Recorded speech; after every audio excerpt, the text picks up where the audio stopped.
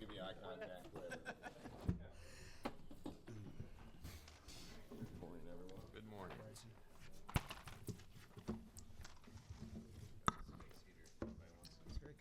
Yeah, that's like a dangerous weapon there. Might need that later. Thank you. Oh, I can just read off this. I got one.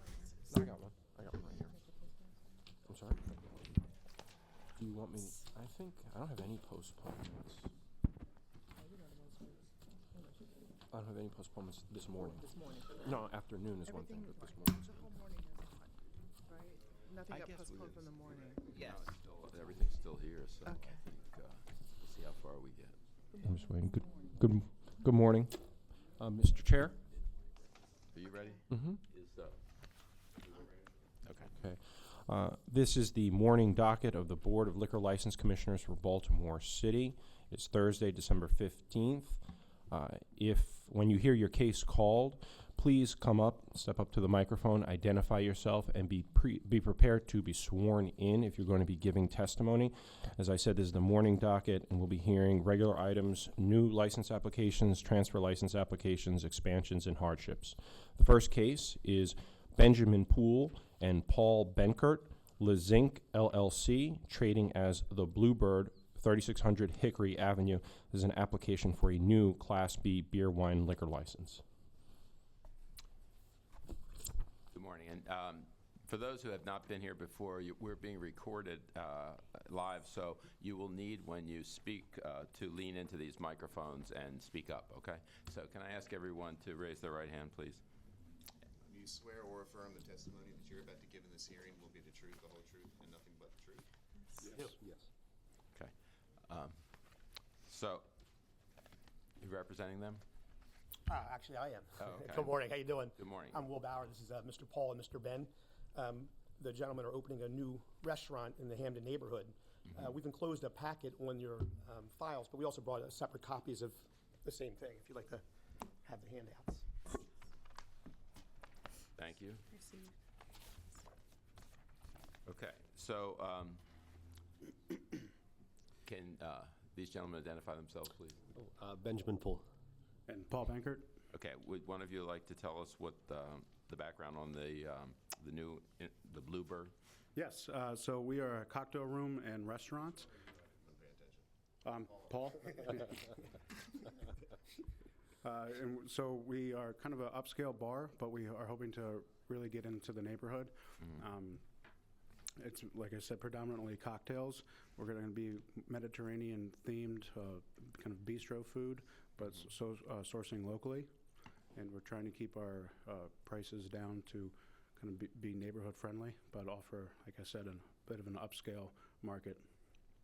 And is this a new location, or was there something there previously? This is a new restaurant, yes. Oh, okay. And I see that there's a memorandum of understanding with the community association. Yes. Is that correct? Is it? And do you represent? And the Merchant Association. Do you represent one of them? No, I'm on both councils, but not today representing them. Okay. And do you understand that if we approve this, that the MOU would be made a part of your license so that you'd have to comply with all of the terms of it? Yes. Okay. And there's also a zoning resolution that's been passed granting you the zoning? Yeah, we've already been approved by zoning. It's a social club since the 1920s, so it's a pretty large facility. Okay. But again, that's those requirements are separate from our own, so you have to comply with those as well? Yes. Okay. Do the commissioners have any questions? I do. In the MOU, there's, it's like you're agreeing that the volume level for any music will be played at a level that's described as normal and customary, and I want to know what you understand that to be, because I don't understand it at all. Our space is not at all like a club or anything like that. The music serves a purpose more of background. The ideal atmosphere is going to be more like conversational, a place where you can sit down and talk to the people that you're with, and the music is there sort of just to fill the space, not... Like mood. Yeah. It's like the third personality. Yeah, just setting a little atmosphere. It's not, Okay. nothing blaring or anything. Okay. And it's definitely not live entertainment either. It's just stereo. I think they have a beautiful record player with some records to choose from for the customers. Okay. And then what's the security plan? You'll have some security, or have you given that much thought yet? Yeah, so we will have a host who is at the door, who will be checking IDs. We're also 21 and over. Then, of course, if there's any, the bartender's discretion, anyone who's, under 35 looking, then we'll double check as well. Okay, and one of the bigger issues, I think, in Hamden is parking and accessibility, and I'd like to hear a little bit about the plan for that. Sure, I'm going to jump in on that. We've created, it's called Hamden Park and Go. It's a community-wide valet service that we're asking all the new businesses to join into. Every block has a drop-off zone. We have a centralized garage that's been provided to us by Johns Hopkins on Keswick. And so all the new businesses come in, they pitch in for a zone, and it provides valet services to keep the cars off the surface streets every evening from 5 p.m. on, and then weekends all day. Wonderful. Mr. Bauer, Yeah. my family and I were driving through Hamden a couple nights ago, and we saw you. No. Me? Are you sure it was me? You. How and could you we- tell? And my granddaughter, who's 10 years old, said, "Grandma, why isn't that man wearing any pants?" I said, "Selena, he never wears pants." He never wears pants. So, I mean, this is I don't think he has pants on now. I don't I don't see him. I mean, oh, they're shorts. And, But full we disclosure, had a- tomorrow I have a full-body Wookiee suit for the debut of Star Wars. So if you don't see me in a, not quite pants, but it's definitely a full-body Wookiee suit. I thought it was just when you were on TV. It's too bad our hearings aren't held tomorrow. I know. You guys would have been for a real treat. oh my goodness. Well, I just wanted to drop that. Oh, in. awesome. Yeah. The Hopefully you guys went to see the conversation- lights. Were you going to see the lights that day? We were, and Yeah. it was the same night that somebody got engaged, and so we didn't really. We'll back to your. Yeah, there you go. Yeah. Anyway, those are all the questions and comments I have. If I could, Mr. Chairman, Mr. Bauer, your choice of clothing is impressive. Oh, because thank I don't think I could pull that off. But You could. You got to try it. I don't know. Just be That committed aside, to it. I do applaud you for the MOU. I think that's absolutely critical, and I think you've, as Commissioner Moore has stated, you've hit some really important points. So I applaud you for that. Am I correct in understanding that this is a new license? Yes. Okay, so can you tell us exactly what kind of investment you put in for this establishment? And if you have any receipts, that would be helpful to submit as well. So for our total project, I think it's on the last page, you'll see $206,500, which doesn't include about $200,000 for a sprinkler system. So you're looking at a little over $400,000. I don't have any receipts at this time. They can be provided, but if you follow down the list, these are the raw numbers for all of our building renovations and everything that we've spent on basically any kind of category per our expense. So this is money you've expended to date. Yes, so some of the money on the building renovations is still owed. It hasn't been paid fully because they're not finished. Okay. But almost all of this has been spent, yes. Because you understand that you need to reach a certain threshold. Of course, Okay. yeah. I just wanted to make sure When do you plan to open? We're looking at maybe late March or April. We do have to wait for our sprinkler system and, of course, all of the inspections. I had no idea sprinkler systems were that costly. It involves every department, so it's quite a process. It takes about 6 months. The sprinkler system was started on about 3 months ago, just the paperwork alone.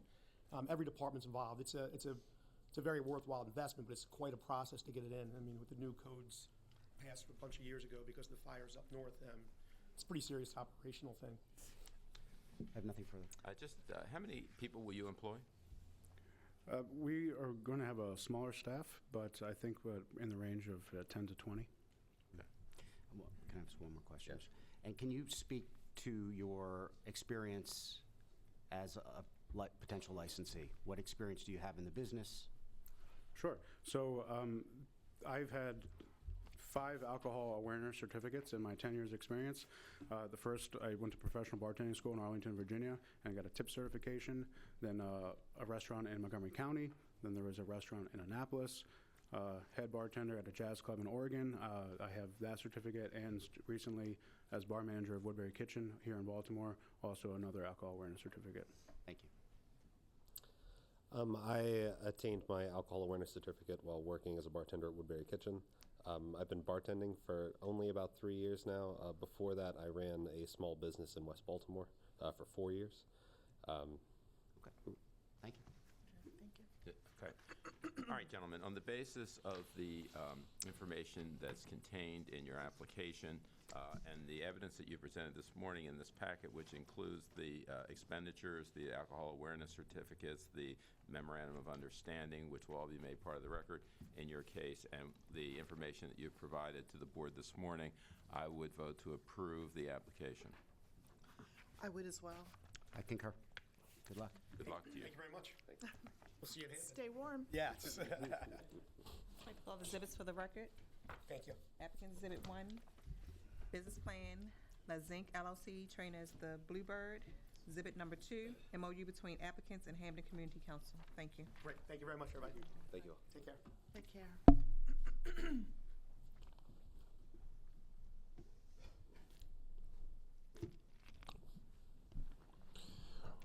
Randall Kerrigan, Stang LLC, trading as Stang of Siam, 1301 North Calvert Street. This is an application for a new Class B beer, wine, and liquor license.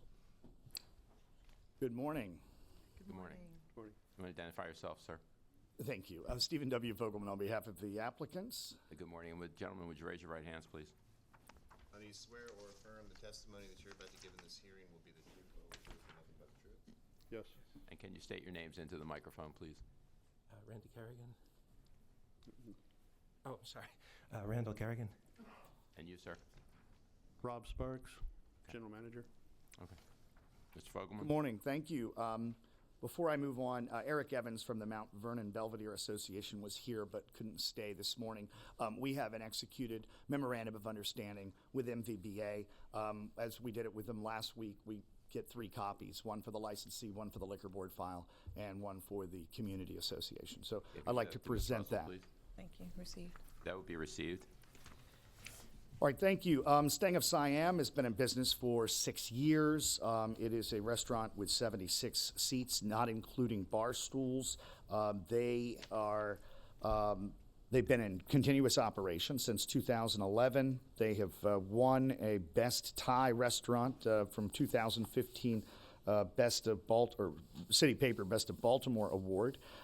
They serve lunch and dinner. They have a pretty extensive menu. I want to go ahead and put one of the menus in as an exhibit. Would be received. Thank you. And I do have some courtesy copies if anybody would like to take a look. Sure. We always like to look at the food. I don't want to torture you before lunch. You have a big docket today, though. I never understood why no one brings samples. I know. And I know. And That's marketing. they brought this, but I'm not going to put this in the file. It is a hand-made, hand-painted from Thailand. They're the menus that they actually use in the restaurant. Let's see that. Really pretty, yeah. Piece of art. Thanks. I previously sent materials in showing the capital investment that was made. Furthermore, I have a letter from appraiser Carl Maselli of this summer who did a walkthrough of the premises. I want to introduce that letter from the appraiser at this time. Letter will be received. Thank you, Mr. Chairman. Madam Commissioner. Did you say the seller? Oh, no, an appraiser. Oh, He came in and, in fact, appraised the value of the improvements. And Mr. Kerrigan is the full-time operator. Mr. Sparks is the general manager. They've been in this position for some time. And that's really all I have unless you have questions for the applicant. So you've been operating for 6 years without a liquor license, is that correct? No, they did have a liquor license there at one time. Oh, okay. So when was there a gap? 2015. I believe the license expired April 30th, 2015. Oh, okay. Do the commissioners have questions? I don't. Oh, can I just confess to being a little confused? Sure. My notes say this is an application for a new Class B restaurant license. That's but correct. There used to be a license at this location, Right. Was that owned by these applicants? It was owned by the wife, by Mrs. Kerrigan, or Mrs. Kerrigan was the licensee, the wife of Mr. Kerrigan.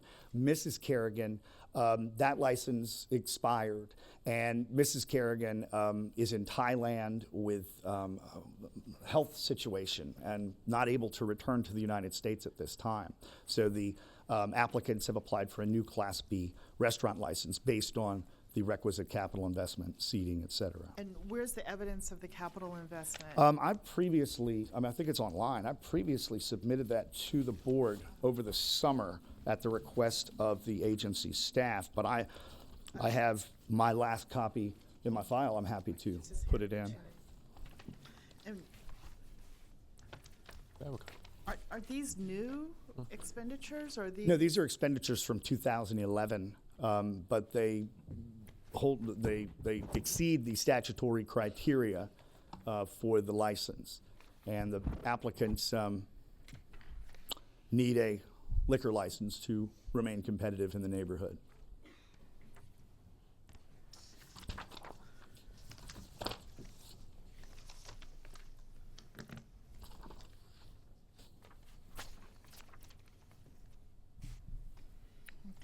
Okay. I guess my question always has been, and I have to say, because the last time that I brought this up, that attorney is in the room. So to be consistent, I mean, my question is, are we to be looking for new investment, or is an aged investment of 6, almost 7 years sufficient for a new license, particularly when there was an earlier license that for some reason was allowed to expire and now that's gone, and then you're getting a new license? I mean, Yeah, no, really I don't know understand your concerns. I have you see gone most of the- through the relevant sections of the code, Mm-hmm. and nowhere does it say anything about new money, or does it say expenditures must be made within Mm-hmm. 30 months of the application, or anything that the legislature would guide you Mm-hmm. to suggest that there is some kind of a expiration date on improvements. The legislature could certainly put that in if they wanted to do that.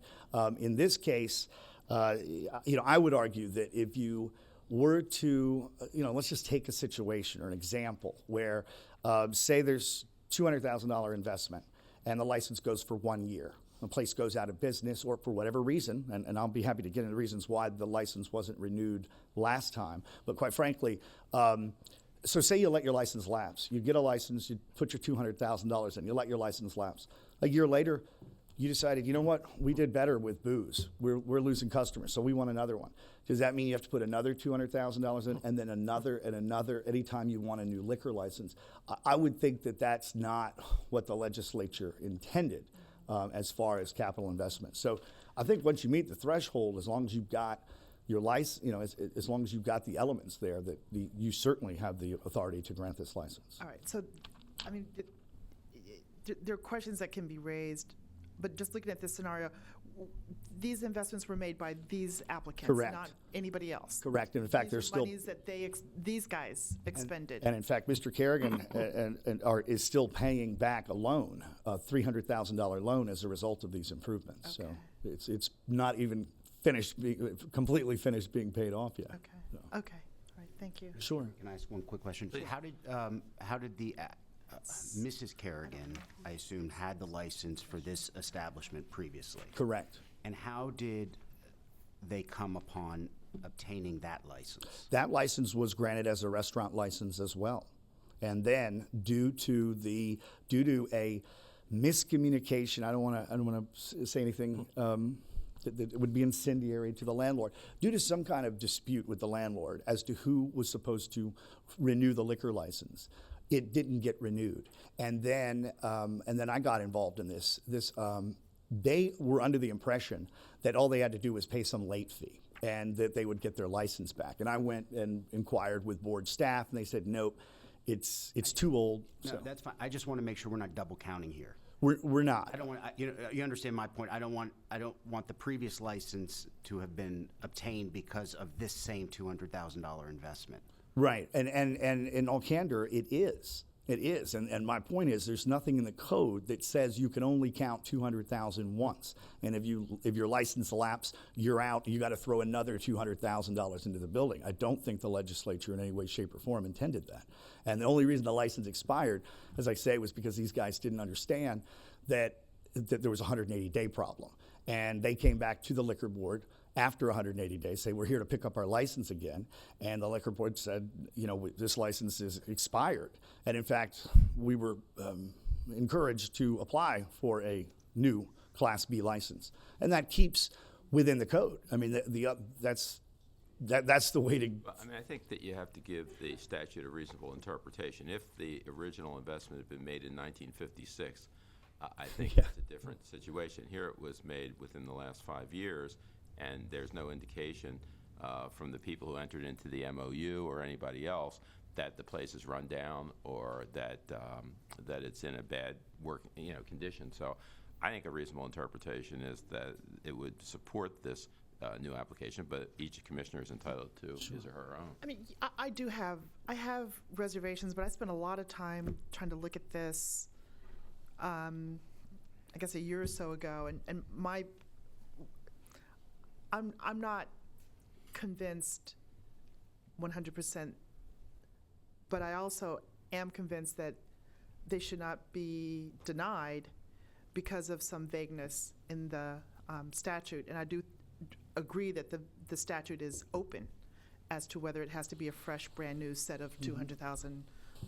And the legislature certainly could have said that, because it's easy to say. Sure. If that's what they wanted. But the fact that it was expended by these applicants for this location, I'm satisfied. Thank you. I'm confused, but I'm satisfied. Okay. On the basis of the record before the board this morning, which contains the exhibits submitted here during the hearing, as well as the proffers from counsel and testimony of the applicants, and I would vote to approve the new license subject to the terms of the memorandum of understanding. I will agree. I concur as well, and would note, just to check, you're not in good corporate standing. It's one of those things that comes up, so I would just check that. Might be a little. Take care of that before, obviously before they get the license on the wall, they're going to have to. So, thank you. Thank you very much. Thank you. Do you want to get your, Other menu? Exhibits. Yes. Thank you. Here you go, Mr. Fogelman. Thank I you. call the exhibits for the record. Applicant Exhibit 1, MOU between applicants and Mount Vernon Belvedere Community Improvement Association. Applicant Exhibit 2, menu. Applicant Exhibit 3, letter of appraisal dated July 12, 2016. Thank you. Next, calling Amy Kavanaugh Royce, Maryland Art Place Incorporated, trading as MAP, 218 South Saratoga Street. This is an application for a new Class C beer, wine, and liquor license under the provisions of Alcoholic Beverages Article 12-1603C4. Mr. Fogelman? Thank you. Stephen W. Fogelman on behalf of applicant. Good morning. And ma'am, would you raise your right hand, please? Do you swear or affirm the testimony that you're about to give in this hearing will be the truth, the whole truth, and nothing but the truth? I do. And your name? Amy Kavanaugh Royce. Good morning. All right, and good morning. This one should be easier. There is no legislative ambiguity here. The legislature. well, Uh-oh. The legislature specifically passed a law authorizing a new Class C club license at this location. MAP is Maryland Art Place Incorporated. It just celebrated its 35th anniversary. It is a fantastic organization that I'm involved with that does outreach in the community, that hosts gallery space, that has exhibitions, and I am proud to be here representing them today pro bono. So. This is, I believe, the first of this type of application that we've had since I've been with the board. Very rare. I would say in 7 years I was there, we did 3 club licenses the whole time. I mean, it's very rare. Okay. Do you want to tell us anything? Do you have any specific questions? Well, what is your position with MAP? I'm the executive director. Okay, and how long have you held that? I'm going into my 5th year this year. Okay. And what types of events do you have where you would be using the license? Well, we have a performance space in the basement that's been there for 20 years, and we're often hosting theatrical events and things where people want a glass of wine, but we, apply for the 3 licenses that we're allowed a month, but because of that, it's very limiting in what we can host down there. The 3 just doesn't kind of cut the mustard in terms of the performance schedules. So having a liquor license would enable us to be open more and also generate more income for the organization. And the organization has had some revenue shortfalls, and we do believe that this is going to be really ameliorate the impact here. I've got some photos of the gallery space and a black and white photo of the basement, Give it to Ms. which Russell. Thank you. They will be received. Thank you. It has a full stage and a bar. They used to have a permanent liquor license for many, many years until they moved their headquarters to Power Plant Live. They'd always owned that building, but they let the license lapse because most of your operations and most of their exhibitions were going on down the street at Power Plant Live. They ended up losing that lease at some point, or losing that space, or not being able to afford that space, and moved back full-time to the 218 West Saratoga spot. But by that time, the liquor license was ancient.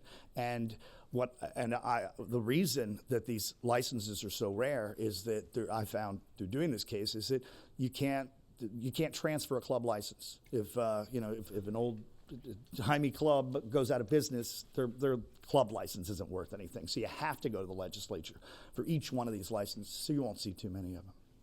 And so the license is issued to the organization? Well, and again, based on these forms and the way the liquor licenses are drawn up, I assume, and I think I've correctly assumed, that the executive director will be the licensee, but it can be issued just like to a corporation. You have a corporation and a human being on a license, and in this case, I would say it would be Maryland Art Place, Inc., and Amy Cavanaugh Royce as the licensee. Okay, I was curious because obviously if she were to change jobs tomorrow. Right. Well, and that could happen, and it does happen, in business. So we would immediately file a transfer or a substitute based on that. And I won't even legally think of it because there'll be a board.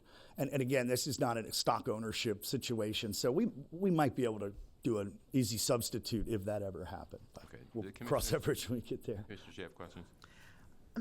Well, we have a letter of support from the Archdiocese, which is dated in January 2016. That's how long we've been going with the legislature and everything. And Yeah. I just wanted to make sure that support is still in place. Do you know? I spoke to folks at the Downtown Partnership about a month ago, and they're still 100% on board, and they were the ones who actually reached out to the Archdiocese. You know that the Archdiocese, no one can speak for them but them. Yeah, right? exactly. So I don't know that, but I do know that they have a good relationship with MAP, and MAP is a integral part of that neighborhood and block of just putting on various events, just a great neighbor situation. So, And I guess as lifelong Catholics, we do know that if they decide to revoke their support, they know how to do that, right? yes. I also know that That was Speaking for you. Not speaking for me necessarily. Not that I'm opposed to. I was looking at the But I'm not chair. surprised that they're supporting a liquor license either. Just quick question. Obviously, this isn't something that you do, in terms of serving alcohol. What are you going to have in place? Will you take alcohol awareness? Will you have staff? Will it be catered? Just explain that to us. Yeah, she can explain it. This is new to her, but she's about to get alcohol management certified. As well, a bar manager will be alcohol managed, although not required by law, is going to be required. I did bartend for about a decade, so I've done that part. And she doesn't expect to be doing much bartending. No, I'm not But going to be doing any bartending. Great. Any other questions? No, we thank you very much. Okay. On the basis then of the record before the board, including the letter of support, the governing documents of the organization, the proffers that were made here this morning and other evidence, I would vote to approve the application for the new license. Thank you very much. Have a great day. I'm supportive, but I meant to ask parking. Is there an Yeah. issue with respect to parking when you have the events? And I apologize for not That's all asking right. sooner. That's okay. For the bigger events, we work with Ben Greenwald. He owns the 2 Aero lots, and he'll often keep them open late for us when we do. And we plan ahead to work with the lots when we know we're going to get more people than we expect. Okay. But street parking's free after 6 too. And it's plentiful, and Very it's not much going to be so. a negative impact on surrounding areas. There, Okay. it's I don't want to call it ghost town at night, but it's pretty quiet. Is I this mean, they're the block where only. Marconi's was?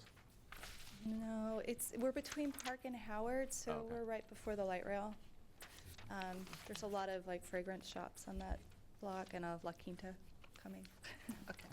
Mr. Greenfield? I have nothing further. Did you approve? I did not yet approve, but I approve and applaud. I think this is exactly what the city needs to be doing more of. I think this kind of, kind of marriage of arts, culture, and making it more social is great. So I wish you the best of luck. And of course, the Archdiocese. We can't forget that fine religion. So thank you.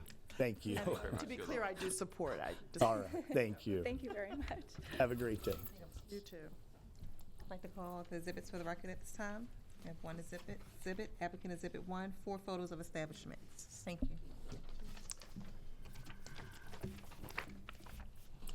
Next, calling Sam Chung and Ashley Rodriguez, McSam Baltimore Hotel LLC, trading as Radisson Hotel Baltimore and Crown Plaza Hotel, 101 Fayette Street. This is an application for a Class BHM beer, wine, liquor license, new hotel motel. Good morning. Caroline Hecker, Rosenberg Martin, on behalf of the applicant.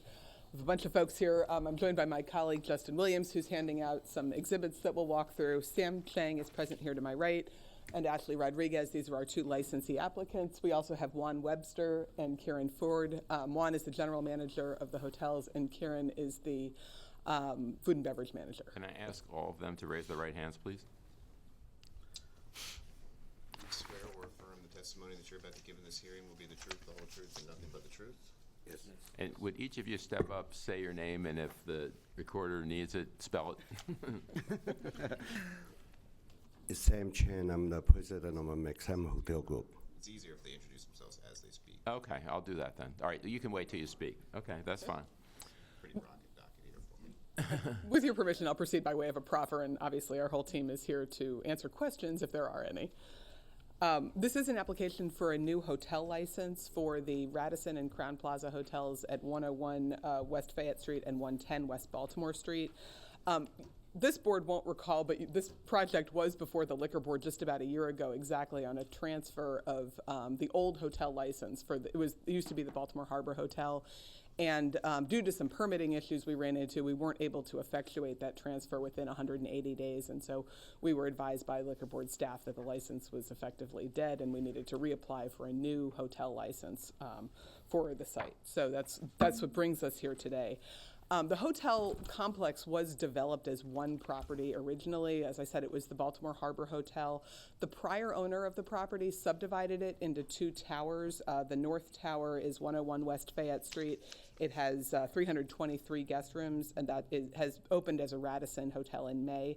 The south tower is 110 West Baltimore Street. That one has 383 guest rooms, and it is expected to open as a Crown Plaza in August of next year. Was the first one the old Hilton?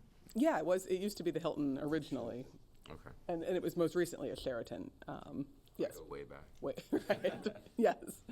Mr. Chang purchased both properties last year together and is proposing to operate them under two separate hotel flags, the Radisson and the Crown Plaza.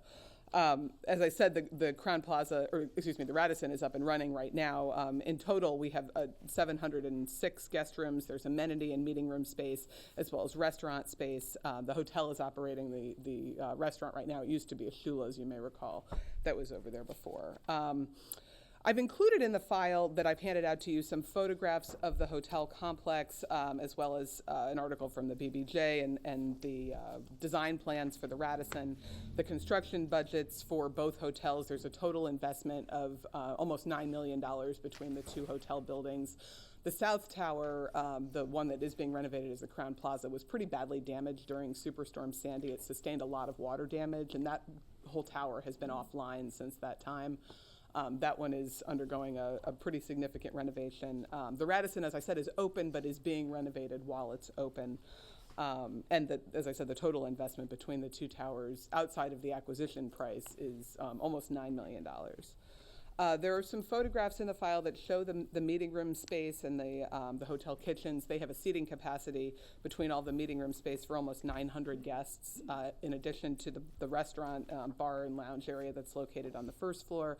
And there is an outdoor area, there's a pool deck up that also will have alcoholic beverage service as well. Their alcoholic beverages will not be stocked within the guest rooms. They're not planning to have mini bars in any of the hotel rooms.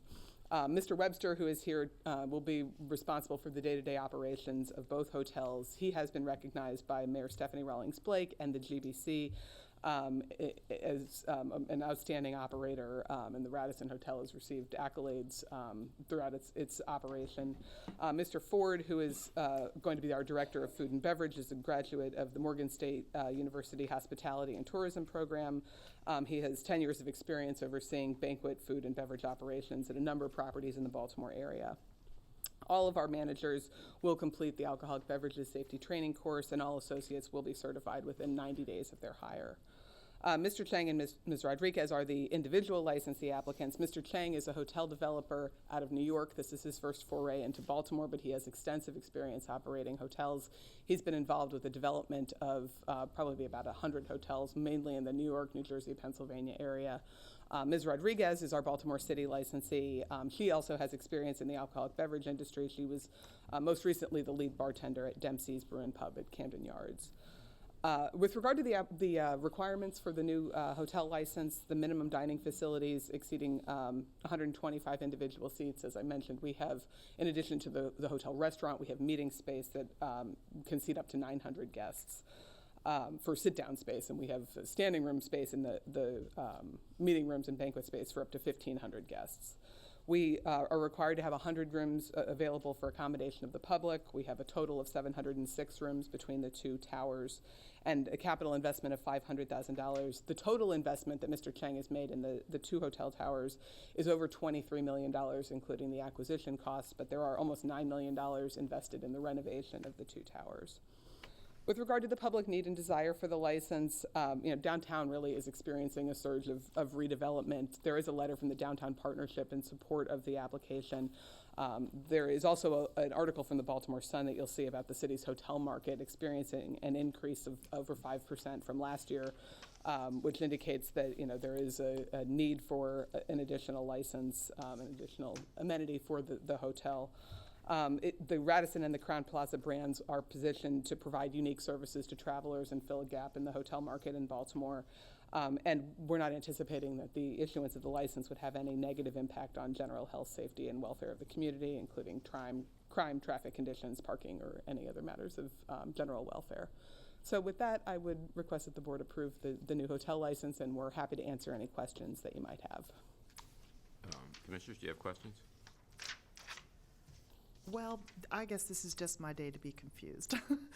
First of all, I think it's fantastic, the level of the investment, the plans, coming to Baltimore and bringing this business to our city is tremendous.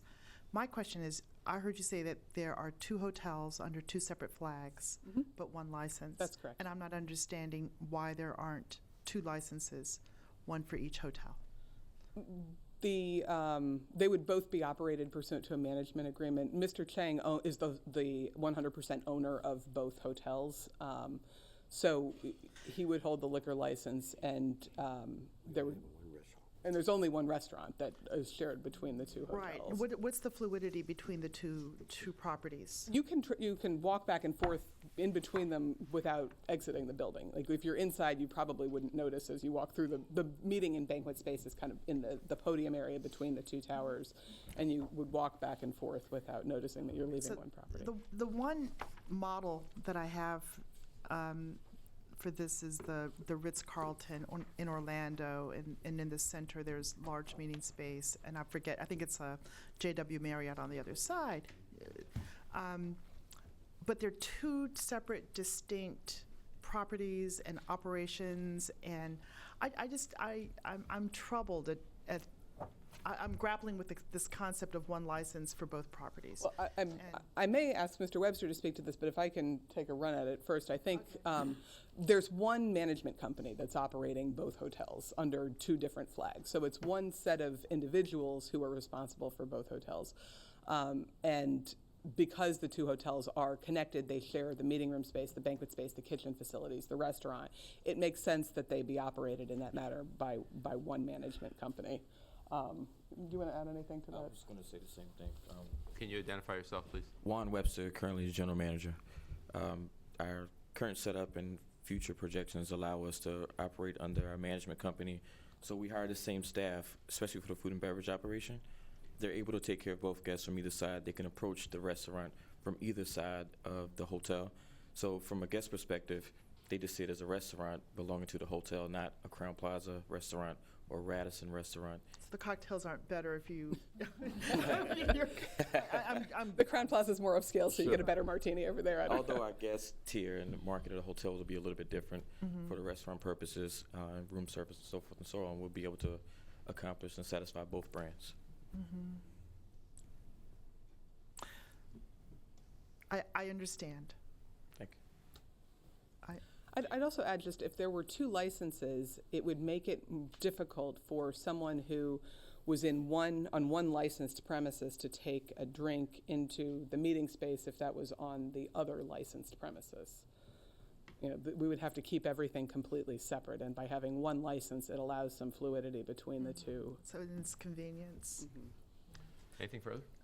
I guess I would just wonder if there's any model for this within our agency. If it's something you can just think about and then maybe defer to Aaron, to Commissioner Greenfield, but I just... No, I just simply, I understand the efficiency behind it, and it seems to make sense also probably from a corporate standpoint. So I don't really have any questions on that. It seems to make sense to me. I understand why you're doing it practically. Anything else? Okay, on the basis of the record that's before the board on this application, and I want to commend council for an excellent job in preparing these materials, which are very helpful. They'll be made part of the record. On the basis of the testimony taken this morning and the proffers from council, I would vote to approve the application. Create another marketplace situation. I guess I'll go next. I'll concur as well, and Mr. Chang, thank you for investing in this city. And thank you, I'm sorry to say this, but thank you for your car breaking down on the way to Los Angeles. So I had a chance to come to Baltimore. We do appreciate it. Thank you. So I have some reservations, but I'm assured that this is a very good way to operate, and there's nothing that precludes it. So, and I'm always concerned about the statute and Maryland law, and I didn't find anything that precluded it. I also didn't find anything that allowed it. So, therefore, it's allowed. Thank you for this. I support. We have one exhibit for the record. Thank you. Applicant Exhibit 1, Business Plan Package. Thank you.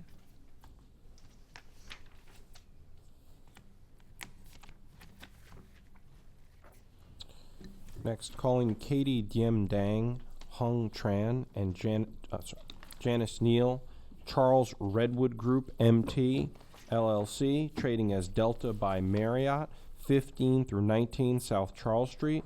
Is an application for a new Class BHM beer, wine, liquor license, hotel, motel. Council.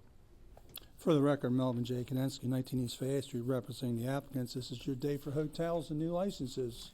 Mr. Konensky, may I ask whether applicant Hung Tran has ever been represented by Wyford Taylor Preston?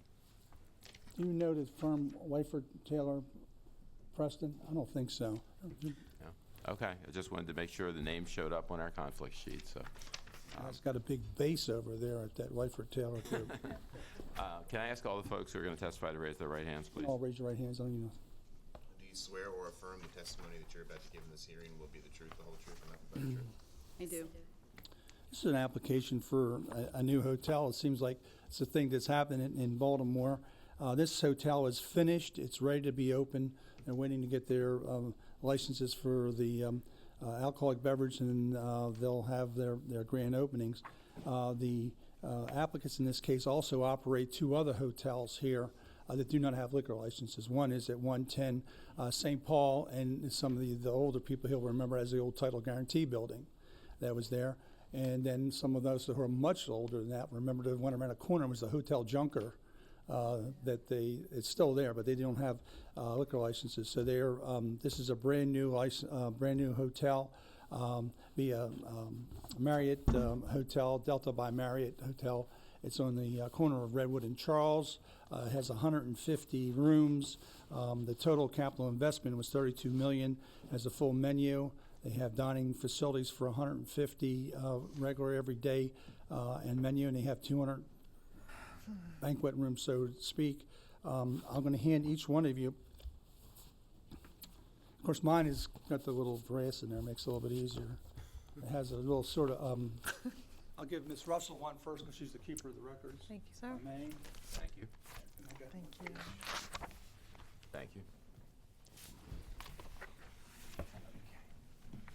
This is basically a synopsis of what I had basically given to the board. Has the indication as to the hotel, the rooms on each floor, the banquet space, the menu, and the hotel will be managed by Angela Wiedemeyer, who's here to my right, who has long experience in the hotel business. Have her resume there indicating that she's been involved in the hotel business, for since 2004, so forth. Manages Embassy Suites and places in St. Michael's and so forth. And she was actually at the Borgata too when they opened in Atlantic City. For those that happen to venture up north once in a while, the menu will be available. They'll have breakfast, lunch, and dinner. The hotel itself, as indicated, has been completed.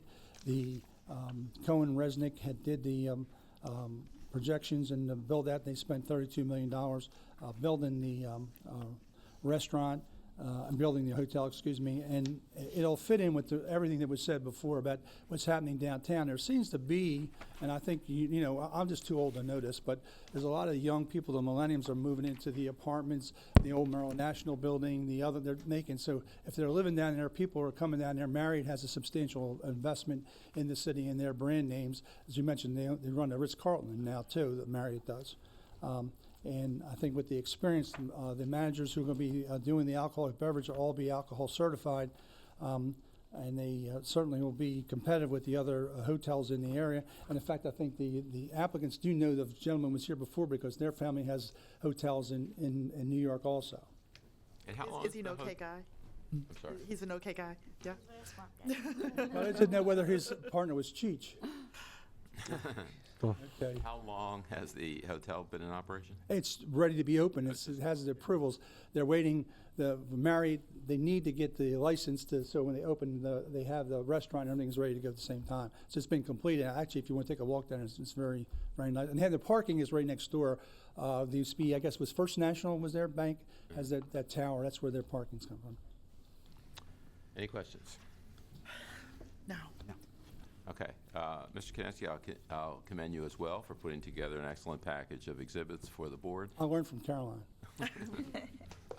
And on the basis of the substantial record that is before the board this morning, as well as the proffers from council and the evidence that's been submitted, I would vote to approve the application. I agree. I concur. I agree as well. Good luck. Thank you very much. I just wanted to take a minute. This morning, I think we've had 2 cases where there were licenses that, for whatever reason, the licenses expired, and then the owners of those licenses were required to come back and apply for a new license. And I think that's something to be remarked on.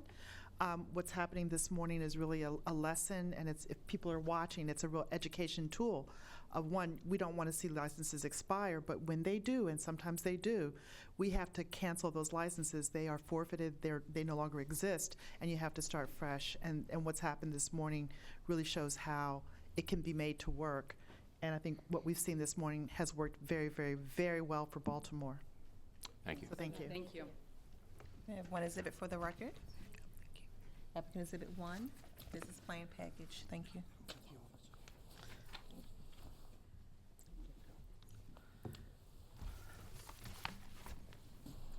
Calling the next case, Lester F. Smith and Lester T. Smith, Diamondback Brewing Company, LLC, trading as Diamondback Brewery, 1215 Ford Avenue. Is an application for a new Class D beer license under the provisions of Alcoholic Beverages Article 2-207E. For the record, Melvin J. Kanansky representing the applicant in this case. Can you raise your right hand, sir? Do you swear or affirm the testimony that you're about to give in this hearing will be the truth, the whole truth, and nothing but the truth? Yes, Are you F or T? I am F. Okay. And are you related to T? I am related to T. How? He is my uncle. Oh, okay. I thought maybe that your parents named all their children with different middle names, but No, we were blessed to get the name of our grandfather, Okay. and thank you. Very Mr. Only Kanansky. Charles Foreman that does that. I mean, Foreman does names all his kids the same. This is an application for that new D license that was issued with a brewery license. They've already had the brewery license. They're already in operation, and they've been getting the 1 days. Now they want to go ahead and get the D, which some places refer to as a facsimile D, because it's really not a straight tavern license, but it allows you to operate the D in connection with your brewery for tasting and so forth. They have met and have a letter here from the Lucas Point Civic Association.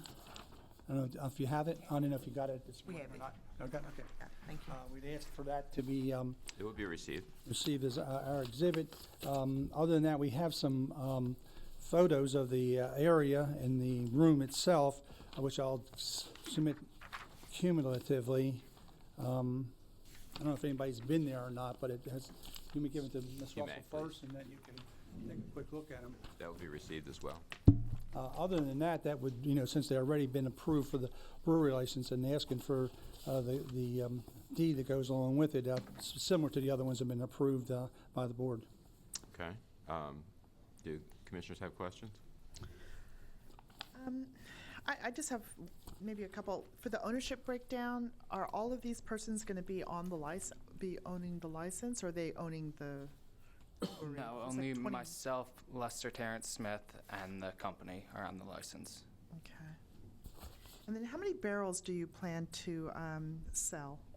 We currently have capacity to do up to 2,000 barrels with our current equipment. We previously to having our own facility, were operating as a contract facility using various other breweries, and we're doing 750 barrels per year. So we expect our distribution of about 750 barrels to remain similar, while probably increasing that with approximately 200 to 250 barrels sold through the tasting room. Where do you get your barrels? So barrels is just a unit of measure. It's kegs that we really use, which are half barrels. I ask you because I had a grandfather who was a cooper who used to make barrels. And he did this song, 100 Barrels of Beer in the World. He did. If only you also got your cues, your jokes from Caroline Hecker. So, Go ahead. just to clarify, what is the plan for on-premises consumption per barrel?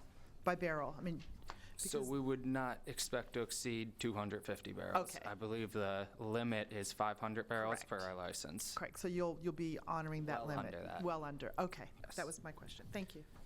Just a quick comment and a quick question, Mr. Chairman. I think this is great. I think more breweries in Baltimore, it's a great added kind of asset to the city, so I applaud what you're doing.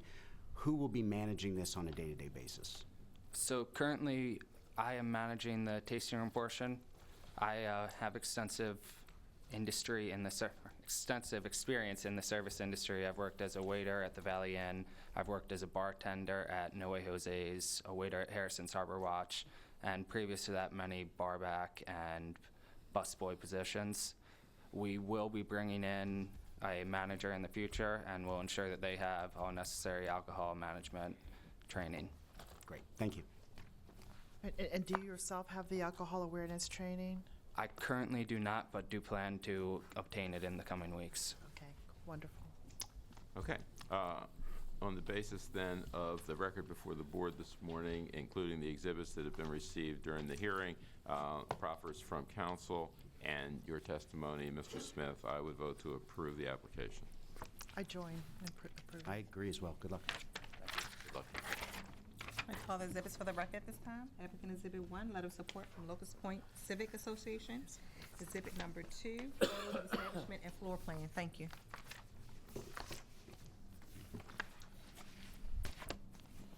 Next, calling Jason Munoz and Marilyn Munoz El Rincon Tron Galeno LLC, trading as El Rincon Tron Galeno, 422 through 26 South Macon Street. This is an application to transfer a Class B beer, wine, liquor license.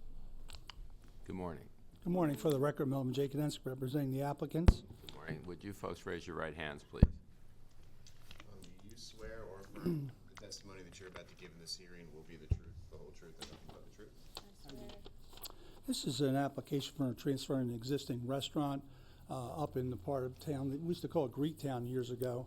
And once again, for those who are older, it used to be the old Alona's restaurant there at the top of the underpass. It was then bought by the Minadakis family known Jimmy Seafood. The husband had passed away and then was transferred over to the Las Tajitas, and who has now since left. He's gone to Nebraska to set up another business. In the meantime, the Munoz family had purchased it, and they have actually been operating there for the last 3 or 4 months, waiting to get the license transferred. It's a full-time restaurant. The people, about 7 employees that work there, they'll have the alcohol awareness course. Mr. Munoz is there all the time, and his daughter works on the weekends and helps out. Generally, they're closed. They open in around 11 o'clock for lunch, and they close during the week, 10, 11 o'clock when they're finished. In the weekends, they don't go past 1:30 or so to get everybody out of there. I advise them, of course, the board is very sensitive. Some of the places that stay open past 2, and they're not allowed to do that, and they know they have to purchase all their alcohol through wholesalers and not to buy anything through a liquor store. And how long have they had the operation? They've been there about 4 months, 5 months. It was probably right after renewal time or so. They went there when Mr.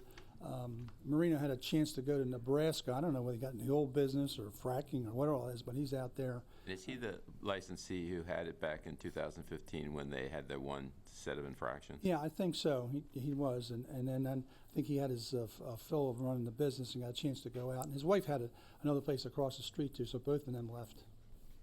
Okay. And the Munoz, they have experience in this? Since they've been working for the last 4 or 5 months, they've been there and haven't had any problems in there. Commissioners have questions?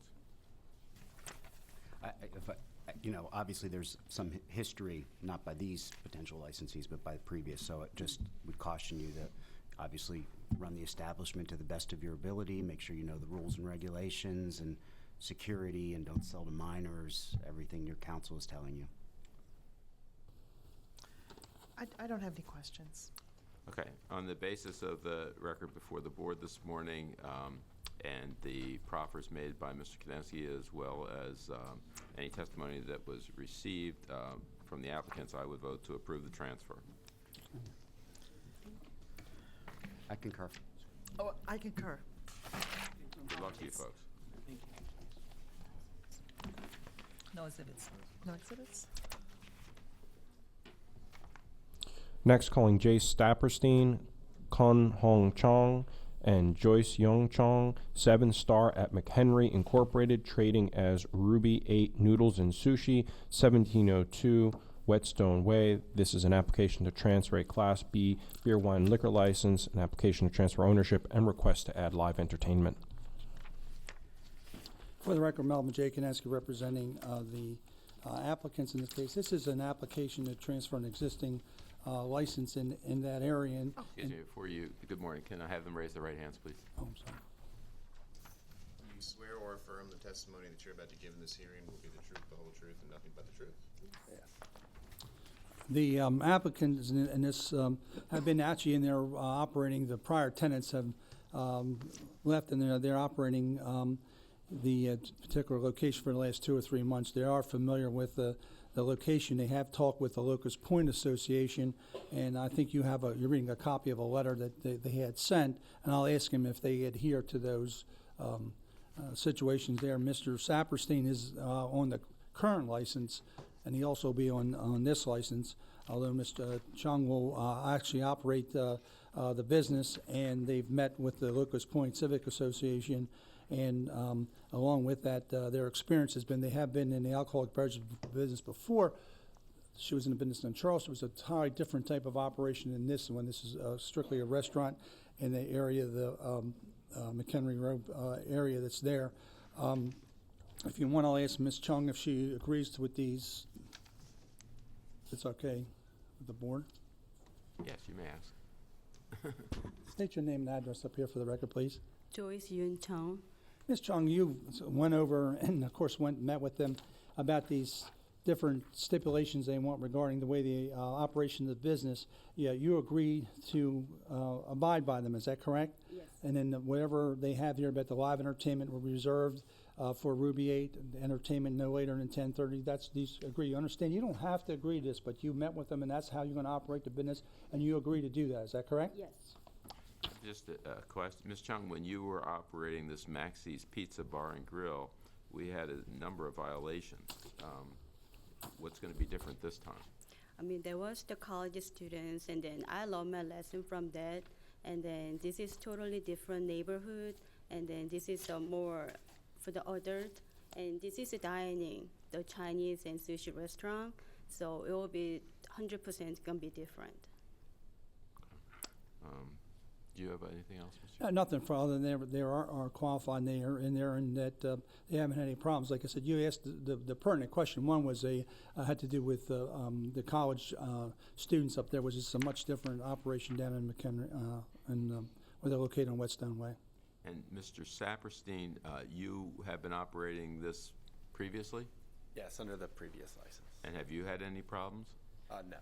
And how long have you been operating it? About a year under the previous owner. Okay. Do the commissioners have questions?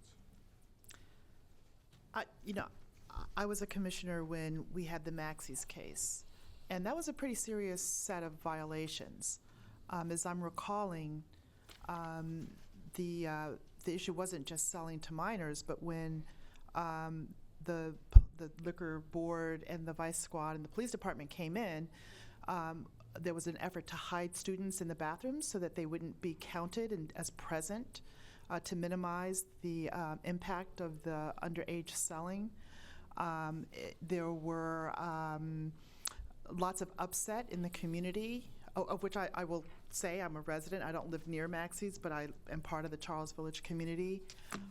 There was an effort on behalf of Johns Hopkins University and Loyola University of Maryland to have us, as a liquor board, suspend that license because of the extreme set of circumstances with respect to the underage selling. The other testimony that I recall was that when the students would leave your operation, they would go to the casino and they would be able to get alcohol at the casino, which was at a facility there run by your husband. Do I have that correct?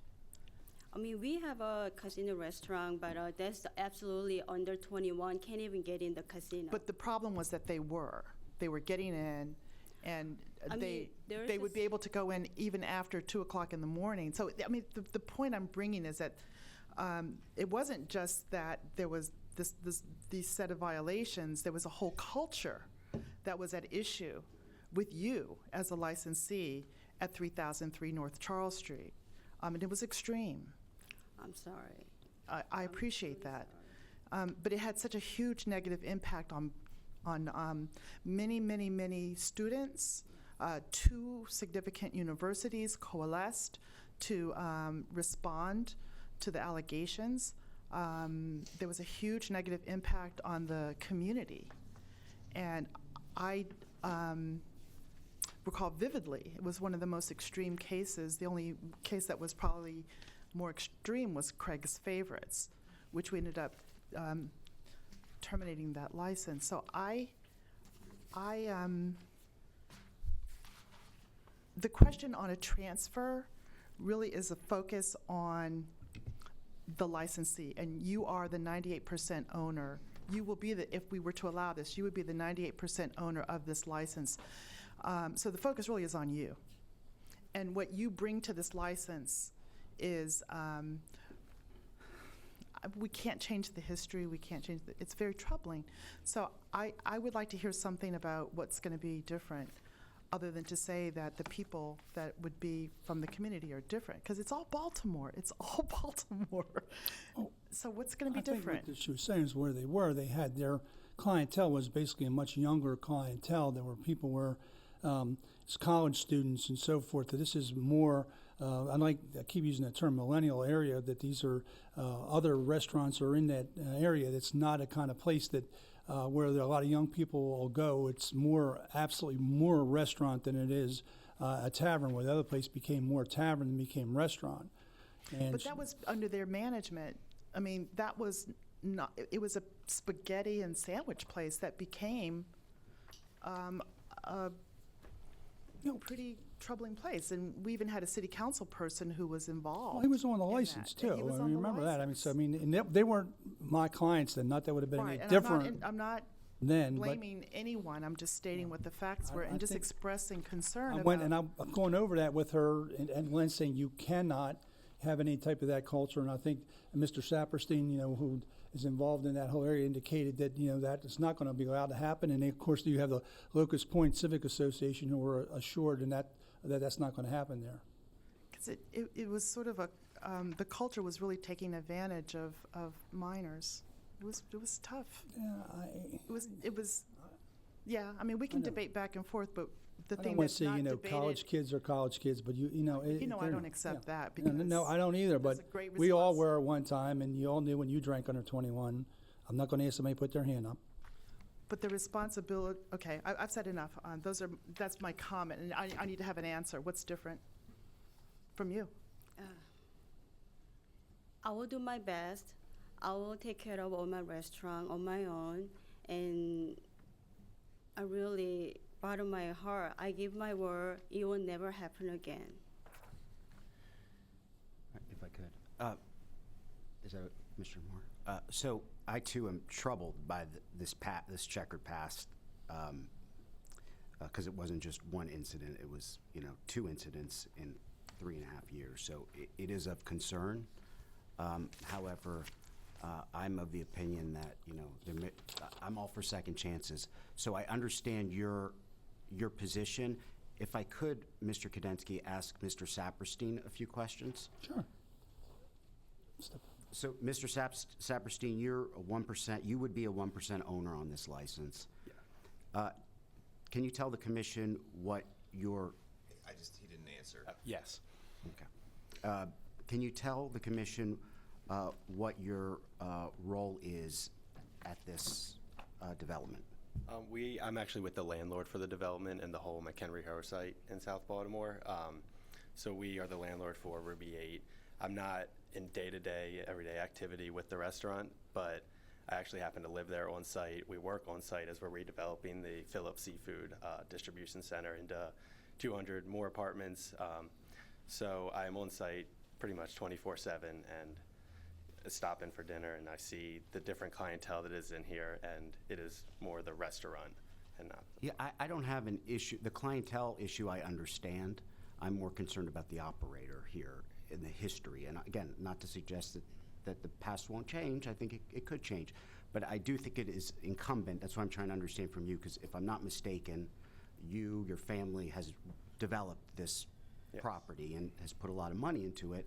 So I'm trying to get some assurance, which I think Commissioner Moore is as well, that it's not just the potential operator that is committed to changing past practices, but also from the ownership, the landlord, that you too are aware of this history, and you will also, especially since you're a 1% owner on this license, you personally, I take it, that you too will recognize our concern for this past, because it not only impacts your community, it impacts, obviously, the fact that you have an ownership stake. Yes, and I fully understand that. Within the same site, we have World of Beer, which has had no violations, or at least to my knowledge. We also have Green Turtle, which operates no violations, and 2 previous hearings before is Diamondback Brewer is actually on our site as well. So we fully see this, being a very functional restaurant, and we see the Chongs as very sufficient owners, as this is our 3rd or 4th operator in this same space of an Asian restaurant, and we fully believe that they will operate to all the laws. And are you going to commit to the commission that you will have some involvement, engagement to ensure that the practices are going forward. Yes, and especially after hearing from you guys, I will, stop in, talk with them on a weekly basis, even maybe more often, and make sure everything is going correct. And one last comment, Mr. Chairman. I encourage you, if there are ever any questions, to reach out to the agency staff, if there are questions about practices, any of that. Nothing further. Anything else? Who is Kun Hong Chong? Okay, and what is your role going to be? She's a relative to the family. He's going to work in the restaurant. That's about it, in the food end of it, more than anything else. Okay, all right, thank you. Okay, so the commission is concerned, obviously, about this history of violations that Ms. Chung had at the other establishment. I'm persuaded, however, that this is a new venture with a different environment, and that with Mr. Saperstein's promised supervision and the good history that they have there, that they should be provided another opportunity to try. But I am going to ask, and I'll vote to approve the transfer, but I'm going to ask the staff that if there is a violation at this location, that we get the full history of Ms. Chung at that time so that we can impose appropriate sanction. It'll be done, Mr. Okay, and I vote no. I cannot, I mean, in all the times that I've served as a commissioner, this is probably the second most concerning applicant and licensee because of the established harm. And I can in good conscience vote yes, and so therefore I vote no. So I guess I'm in the hot seat a little bit. I appreciate Commissioner Moore's concerns. I have the same concerns. However, I'm persuaded by Mr. Saperstein and the development that Mr. Saperstein's family has undertaken, that they will ensure, just as the licensee, potential licensee has committed, that this establishment will be operated to the highest standards. And so I would concur with the chairman to approve and hope that we don't see you back here. It won't happen again. Okay, thank you. Good luck. Need to call the exhibits at this time. Applicant Exhibit 1, letter of support from Locust Point Civic Association dated December 14, 2016. Thank you.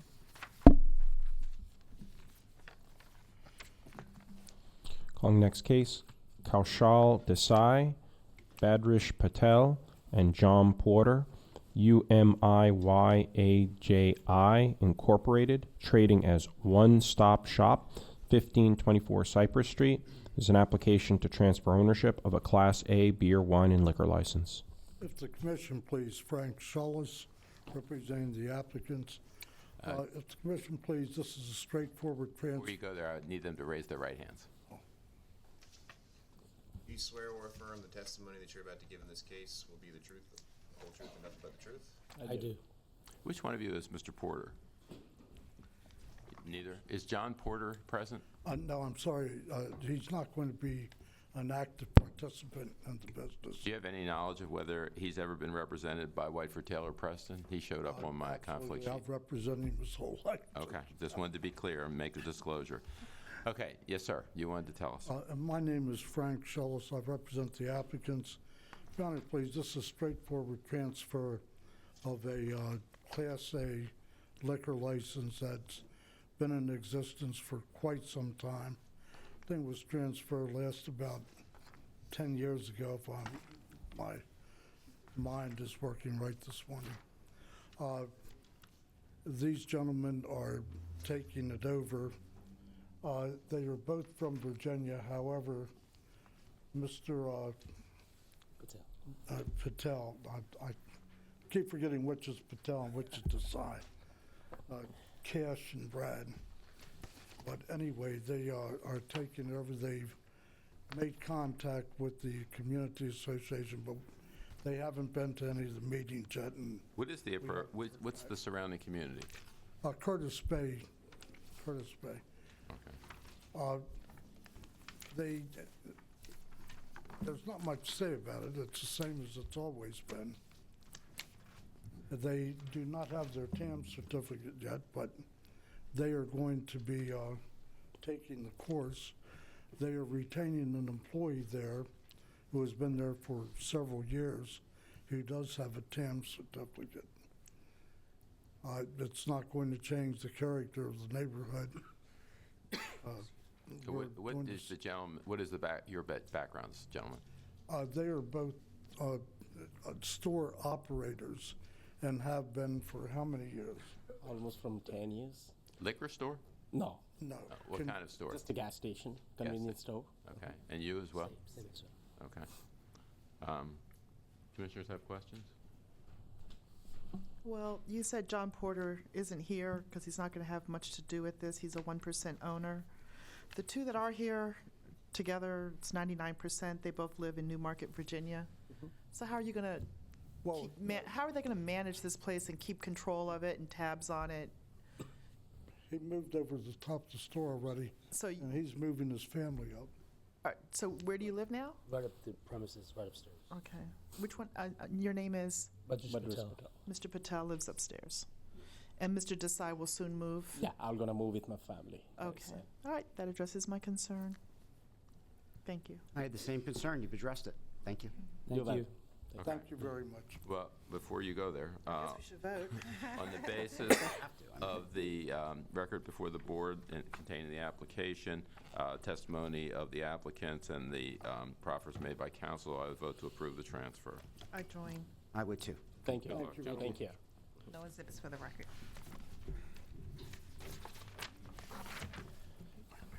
Yep.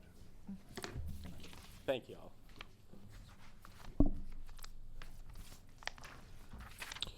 Next, calling Mark Bauer and Samuel Mirabal, Southwest LLC, trading as Southwest Discount Liquors, 3212 Washington Boulevard. This is an application to transfer ownership of a Class A beer, wine, and liquor license.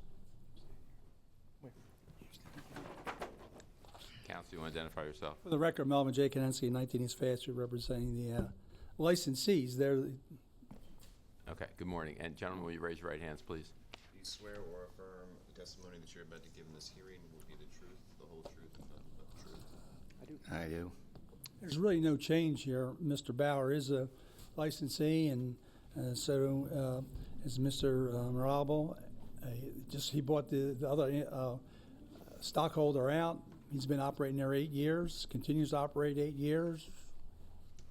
So this is what, to perfect that? I don't think that's why we're here, because it's only a 49% interest, 0.5 that he's buying out. You know, my personal opinion is that we don't require a hearing because it's not more than 50% change. Well, we're but here. we're here. Okay. Doing it, Tom, can you shed some light on Yes. So originally there were 3 licensees. One held 49.5%, another held 49.5%, and one held 1%. One of the licensees, and I believe it is it Mr. Mirabal? Mr. Schwartz sold his 49.5% to Mr. Bauer. Is that correct? So now Mr. Bauer has full dominion and control, 99%, as opposed to 49.5%, which makes this a transfer and not a substitute, because now full dominion and control rests, or 99% of dominion and control rests with one person. Okay. And Mr. Bauer, how long have you been operating this place? Just over 7 years. Okay. Have you had any problems with the board? None. Commissioners have any question? No. I do not. I'd vote to approve the transfer based on the evidence before us.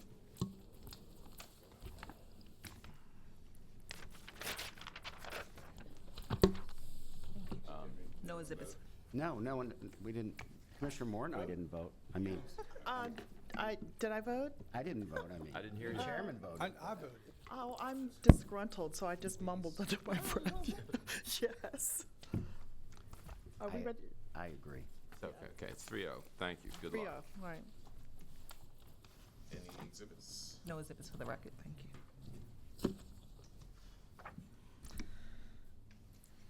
It was a pretty simple transaction. It's always good to see you. I disagree, and I'm because it's not more than a 50%, and that's what. But I'm not. That's it. We've moved on. Yeah. I'm done. Larry, calling next case, Larry Sink and Myung Nam Kim, Kim Sink Enterprises Incorporated, trading as Club Paradise, 1300 through 02 Lawrence Street. This is a Class BD7 beer, wine, and liquor license. It's an application to transfer ownership and continuation of live entertainment. Mr. Kadensky? For the record, I'm Melvin J. Kadensky, representing the applicants in this case. This is an application to transfer an existing license. In the case, Mr. Sink is... Can I have them raise their Oh, right I'm sorry. hands? You swear or affirm the testimony that you're about to give in this hearing will be the truth, the whole truth, and nothing but the truth? I do. You too, ma'am? Yes. Okay. Mr. Sink is the husband of the current licensee, and he's been there operating with her for the last 2 years that they've been there. Ms. Kim is the sister of the current licensee, and she's been there operating the last 2 years. The current licensee wants to retire from business. She has some investments she's cashing in. She wants to move out of the business, so they're going to carry on the same business exactly the same way, and they've been involved the last 2 years operating it, except that his wife will not be operating. She's not going to have a license. He and his sister-in-law will be operating the business. Both of them have alcohol awareness certification, They will be received. and both of them have been fingerprinted. These many two the same thing, Stacy. And along with that, although they didn't have to, they talked to their neighbors and so forth, and had them sign a little petition but they've been there. There's not going to be any. Documents will be received. There won't be any change in the operation. It's going to continue, except that the ownership, and this here is 100% change of the stock in the corporation. Have they had any problems with the board? Not since they've been licensees like 2.5 years ago. Okay. Commissioners? No questions. No, and it's nice you don't have to change your corporate name, it appears, either. Yes. Well, every day is paradise. On the basis of the record before the board, the exhibits that have just been received, the proffers of counsel and testimony, I would vote to approve the transfer. I approve. I agree. Good luck. I'd like to call exhibits for the record. Applicant Exhibit 1, alcohol awareness certificate for both applicants. Applicant Exhibit 2, background check receipt for both applicants. And applicant Exhibit 3, petition of support. Thank you. Calling next case, Angela Elias and Ilya Prado, Angie Seafood Incorporated, trading as Angie Seafood, 1727 East Pratt Street. Is an application to transfer ownership and request to add off-premise catering for a Class B beer, wine, and liquor license. For the record, Melvin J. Kadensky, representing the applicants. Ladies, would you raise your right hands, please? Do you swear or affirm the testimony that you're about to give in this hearing will be the truth, the whole truth, and nothing but the truth? Yes. This is an application to transfer in an existing location. You all might remember it as the old Brickies that was on Pratt Street there and been closed. They sold it, I think it was the Cermak family owned it at the very end. Angie Elias has been Angela has been in there operating with the current owner for the last 3 months. She has 27 years worth of experience working for basically Moe's Seafood in most of their locations. Their menu they have is a variety of seafood, steaks. Still have steamed crabs? Same crabs. They're the same ones. You have different crabs. Ours are better. They're better than I thought. The same ones, we're in trouble. They met with the community people. They were over last night, sat around and talked, and everybody seems to be satisfied. The people that are coming in, they have to sort of get the people used to coming back to seafood and a steak place from what they had. Ms. Elias is alcohol certified, and she will be the full-time operator at that location. If the board has any questions. Do the commissioners have questions? I do not. Did you say that you were changing the location, or you're just No. going to go into the O'Bricky's Yeah, location? it's open, and a prior owner has now turned it over to them. Okay, Yeah, Bricky's hasn't been there for like a long time. a long time. Okay, I have no questions. All right, on the basis of the record before the board, the exhibits that have been received, proffers from counsel and testimony, I would vote to approve the transfer. I support that. I agree. Good luck. We have Good luck one to you. exhibit for the record, applicant exhibit 1, alcohol awareness certification for Angela Elias. Elias, thank you. Are you related to Amy? No. Okay. 1 second. Everybody knows it. Yeah. Nice lady. So,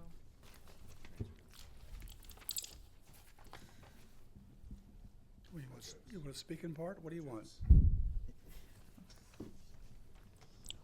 Calling the next case, Akilu Gerbe and Yosef Tesfazan, Wazhat Incorporated, trading as Opposite Sidewalk Saloon, 132 South Carey Street. There's an application to transfer ownership of a Class BD7 beer, wine, and liquor license. For the record, Melvin J. Kanensky representing the applicants in the case. Good morning. Would you raise your right hands, gentlemen? Do you swear or affirm the testimony that you're about to give in this hearing will be the truth, the whole truth, and nothing but the truth? Yes. This is essentially a transfer of an existing location. Mr. Tesfazan is a current licensee. He's going to stay on. He owns the building. He's going to be there and operating with the other licensee who's applicant who's been there for the last 5 or 6 months, learning the business. Between the two of them, they'll operate that particular location. The prior licensee hadn't had any problems there. The current new licensee has taken the alcohol awareness course and has been fingerprinted. Thank you. Other than that, there'll be no change in that area, in that neighborhood. Okay. Would the community had any input at all? The last time we did the transfer, because I did it for Joseph, there was no input from them then. There's been no input since then. Now, I don't know whether they're in a dead spot or what you want to call it there, but And it operates as a saloon, yes. Okay. Did the We call them commissioner? taverns, really. Oh, this is called the Sidewalk Saloon, that's why. That was because there used to be an old place with Judy Doll, who was a dancer, used to own it years ago, whose real name was Martha Strezagowski. and you just like happen to know that. Which was a client of mine. I guess my question is that just the parking, there won't be issues with, you know, I think that license has impacting- been there a long time, so they've never had any and there's problems. never there. been an issue? No. Okay. All right. Thank you. Just 2 quick things. The 99% owner is Mr. Gibray. No. Is that correct? Mm-hmm. Oh, I'm sorry. Yes, Yeah. yes. And you currently live in Arlington, Virginia? Yes. Are you planning to relocate? Because I know that's a concern the commission has expressed about making sure that certainly the majority owner is close to where the establishment is located. I'm planning to move to Baltimore. Do you have a time frame? Probably the next 2 or 3 months. Okay, okay. Okay.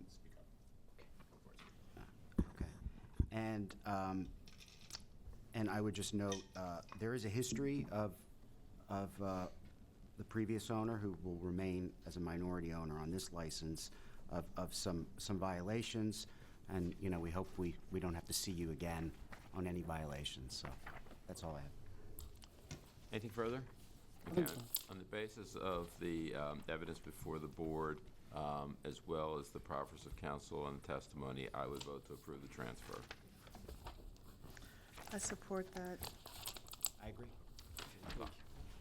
We have 2 exhibits for the record. Applicant Exhibit 1, alcohol awareness certificate for applicant Mr. Jabri, and applicant Exhibit 2, background check receipt for applicant Mr. Jabri. Thank you. 1 second, sir. Thank you. Yes. Calling the next case, Samuel Carreri, Sammy's Enoteca LLC, trading as Sammy's Enoteca, 621 through 25 Broadway. It's a Class B beer, wine, liquor license, a request to add outdoor table service. Good morning, Mr. Chairman, members of the board. Peter Previs on behalf of Samuel Carreri, the current licensee. Good morning. Would you raise your right hand, sir, please? Do you swear, excuse me, do you swear or affirm the testimony that you're about to give in this hearing will be the truth, the whole truth, and nothing but the truth? I do. Mr. Previs? Thank you, Mr. Chairman. This is a request for outdoor table service. About a year ago, the licensee had applied for a new Class B license at 621, 625 South Broadway. That was approved, and Sammy's Enoteca opened around April of 2016. Mr. Carreri also has Sammy's Trattoria on Charles Street in Mount Vernon, and he's been in the business for many, many years and has experience having previously worked at Chiparelli's for many years. The premises is open and operating. Under the PUD for this development of South Broadway on either side of the North Broadway Market, the PUD permitted use. They had a permitted use for outdoor table service. So, Mr. So he didn't need a zoning. He didn't need a zoning. We already have the use and occupancy permit for the outdoor table service. We already have the minor privilege permit for the outdoor table service, but we do need permission from the board to request the outdoor table service. There are three tables of 4 each in this request. There's plenty of sidewalk space. They've met all the dimensional requirements of the city. He's met with the one community association, and Ms. Mazepust has sent an email. It's not an MOU, but just concurring in the request. With regard to timing, the restaurant is open 7 days a week. The request for the outdoor table service with regard to alcohol is until 9 p.m. on weekdays and 10 p.m. on weekends. And you open at 11. Mr. Carreri? Yes. And the other issue with that part of Broadway is still under construction, and one of the major purposes of the tables is just to draw attention to the restaurant that it's there until the rest of the project is developed. It's been kind of tough for the restaurant to let people know that they're there, and the foot traffic is lacking now. I take this as seasonal. I mean, you won't be having it today or tomorrow. I don't think so. You could have hot chocolate if you'd like. And how far back do you go at Chiparelli's? Oh, gosh. I started at Chips 89, and I went through... Is Patsy still living there? No, Patsy just passed. I went through to 2005, 2004, before I opened on Charles Street. Okay. Do the commissioners have questions? Are you saying that Joanne Massapus sent a letter in support Yes. of this? And that's on behalf of Fells Prospect? Yeah. Okay. No, not Fells Prospect. She's Fells... They're all sort of... I'm sorry. FPCO. Okay. Okay. Fells Thank Point you. Community Organization. FPCO. All right, thank you. I have no questions. All right. On the basis then of the record before the board and proffers of counsel and testimony, I would vote to approve the request to add outdoor table service. I support the request. I concur as well. Good luck. Thank you very much. Thank you. No exhibits for the record. Thank you. Are you talking about Patsy, who was a server at Chipotle? No, he was the Patsy Pasquale Chiparelli. Oh, Pasquale, okay. Yeah. Don Diavolo with Squid Inks Yeah. pasta is the best. He and my father were very good friends. Okay.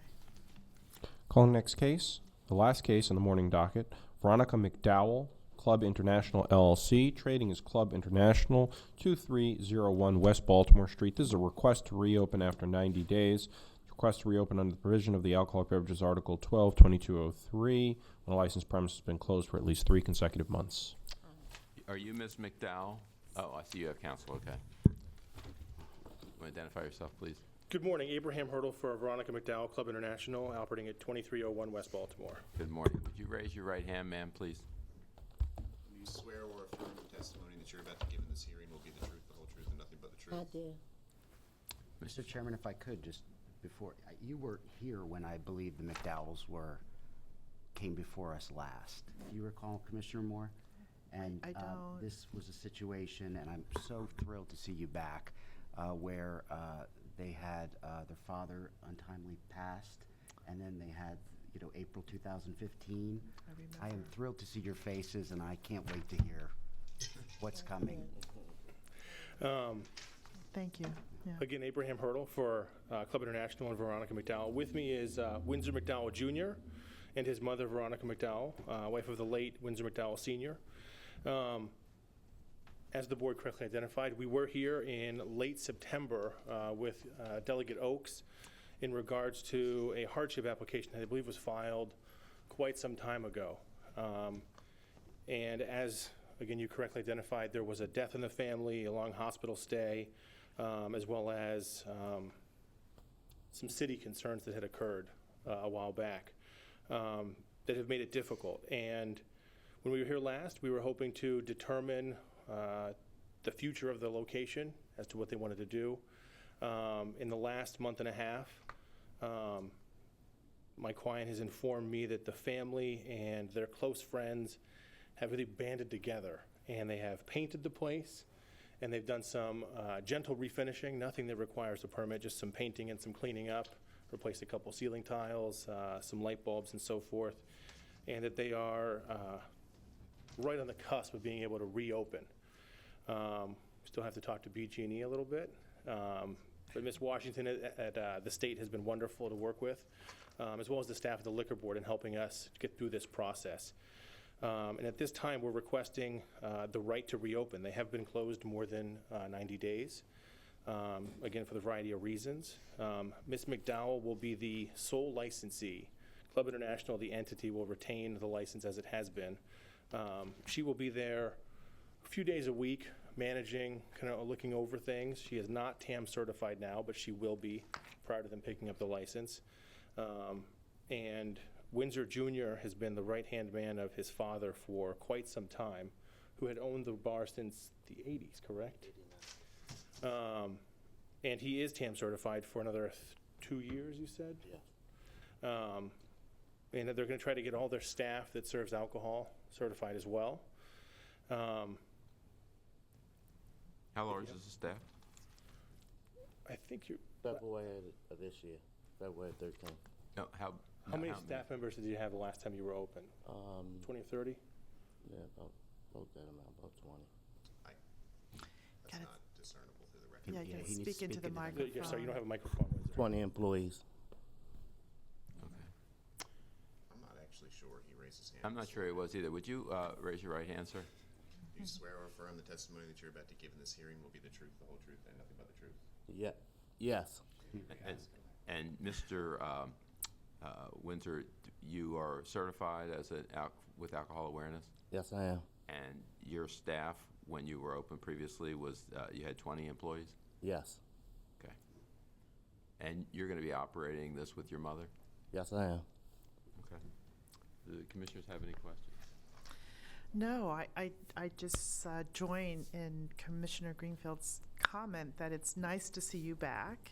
It's nice to see you smiling. It's nice to hear the good story of people banding together to help you reopen what clearly was a Baltimore institution, and especially on the West Side, after the challenges that the West Side has experienced. So you're a good model of recovery. Thank you. Thank you. I agree. I have no. Apparently, I missed the other. I think I was away, and Commissioner Jones probably sat in for me. But I concur with my colleagues. I'm glad that you're able to reopen, and I would vote to approve that request. I vote to approve the request. I do as well. I would only also note the entity is not in good corporate standing. There are,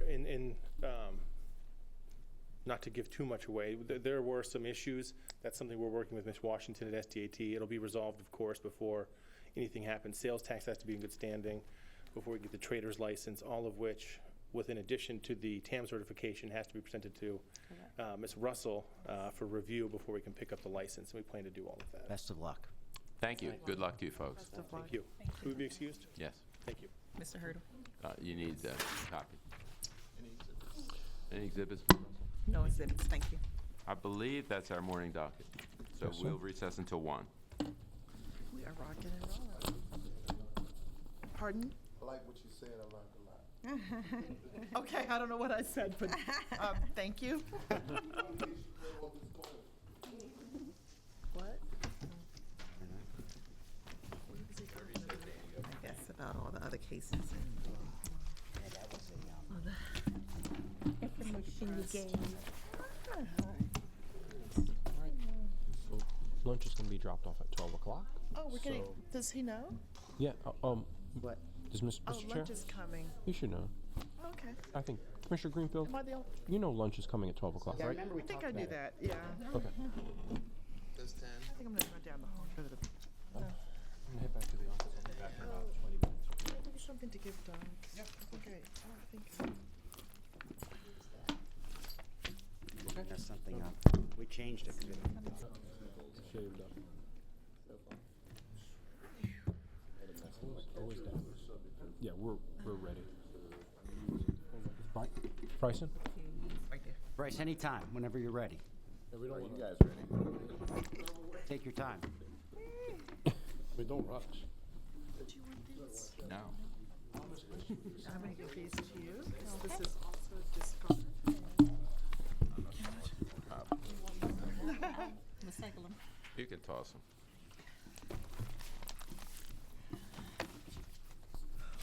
The steak cans. We're almost there. Oh. Somebody will help you walk Yes. out of here. All of this say apostrophe. I brought like a. I don't know. Are you gonna be able to take that big thing back? Yeah, Sure. that's fine. That's no problem. Mia Couture. Okay, yes. Good afternoon, and welcome to the Board of Liquor License Commissioners for Baltimore City's afternoon violations docket. Mr. Chair, before we get into the matters that we may have hearings on, I have some preliminary matters, if I may. On the first case, this is Stephanie O. S&S Liquor Corporation, trading as S&S Liquors, 2135 East North Avenue. There were approximately 3 charges. This matter has been postponed and will be set on a future docket. Also, calling Tesfaye Beru and Firimariam Worku, Jano Ethiopian Restaurant and Lounge LLC, trading as Jano Ethiopia, 34 South Utah Street. There were approximately 4 charges. This case has been postponed and will be set on a future date. Now, calling Priscilla Izari and Blanca Pesquera, Ecstasy Bar and Restaurant LLC, trading as My Cousin's Place, 3925 through 27 East Lombard Street. This is a Class BD7 beer, wine, and liquor license charged with a violation of Rule 3.12, General Welfare. For the Counsel. record, Melvin J. Kaninsky, 19 East Fayette Street, representing the licensee. Good afternoon, and can I ask the ladies to my left and the gentleman to my right to raise their right hands, please? Do you swear or affirm the testimony that you're about to give in this hearing will be the truth, the whole truth, and nothing but the truth? I do. I do. Okay. Is this going to be an admission or Denial. contested case? Denial, okay. So, sir, can you step up and speak into this because we need to record this? And state your name, please, for the record. Joseph Jones, Jr. And Mr. Jones, on November 13, 2016, where were you and what happened? I was bouncing at my cousin's place on. You were employed as a bouncer at my cousin's place? Yes. Okay, and had you done that before? Yeah, I'm pretty familiar with that general area, Highlandtown, and like I did a couple jobs, you know. Do you work as an independent contractor as a bouncer? You weren't employed by these ladies? No. Okay. And you were hired for a specific event or for a period of a few days or? Yeah, a few days on, coming on. Okay. And that, well, it says 1 a.m., so that morning, what happened? No, we were pretty much, coming into the ending of the evening, and a fight broke out. As a bouncer, it's my job to make sure that everybody's, safe and secure. And in that event, guys started to jump on me and ended up having to make me defend myself. So This, you have to be precise. So the fight was among patrons at the bar? Yeah, I'm sorry. Not yeah. employees or anybody else? No. Okay. No. And it was a physical fight. They were punching one another or hitting one another? Yeah, it was a lot of, swinging. Okay. 2 people, 3 people, 8 people? It was like a group of them, like one group against the next group. Okay, so it was several patrons fighting several other patrons. Okay, and so you interjected yourself, is that correct? Yes, it's my job to. Okay, you tried to break up the fight. Yeah, trying to break. And then what happened? And then in that situation, I got confronted by a group of customers who was trying to get into, The same group or a different group? Yeah, the same group. Okay.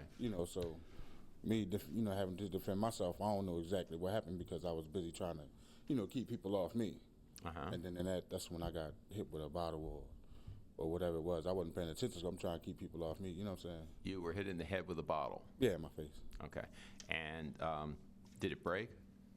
I'm not sure. Okay. I'm And what not- happened to you? Were you knocked out?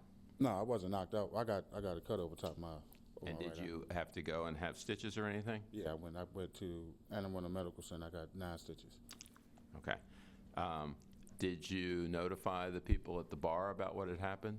Yeah, I came in the next day and told them, what happened. I got, I had got stitches from Okay. the hospital and everything. Okay. Is there anything else you want to tell us about that event? No, not really. I don't even understand why I'm here. But y'all called me, so. Well, you I'm apparently just- made a complaint to the police. Is that correct? Yeah, that's what they said that it was the right thing to do. Okay. And that's why it's here, because the police forwarded it to the liquor board. Oh, okay.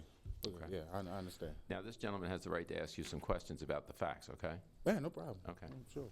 Mr. Kadansky? How many days before this were you, how many times had you worked there? 1 day. This was my second day on. Second day? And then after that, how many days did you work after that? 0. All right. And was it only you, or were there more than one person that was working security? There was 2 others. Mhm. And then, The guy at the door and the other guy who was floating around doing the security at that time. did you work for a company, or who paid you to work? Well, I got called on. It wasn't Yeah, like, but, I'm not who under a called you? company. Was it one of the other guys called you? No, actually, Miss Blanca's son, they called me to ask me to come and do security at this place. And then when did you get to work? That night? About 8. And so from 8 to 1, everything was Yeah, all right? 8 Then to a 1, little, 8 to 2, yeah. then a little brouhaha broke out between some people? Right. Were you the only one in there was trying to separate them? No. A couple other people were in there? No, it was me and the 2 other guys that was employed to Okay. bounce that night. And then after that happened, how long before it was finally broken up? A few minutes, or? Yeah, at that time, the police that came, in, and once the police came in to help us, secure the perimeter, it was like everybody pretty much just like left out on their own accord. You know what I'm saying? Nobody went to jail or. And nobody got arrested? And, No. And you didn't tell the police about this until a couple days later, right? No, because I went home. Yeah. I went home after that. And then you went home, and then after that, you said that you went to, was it Anne Arundel?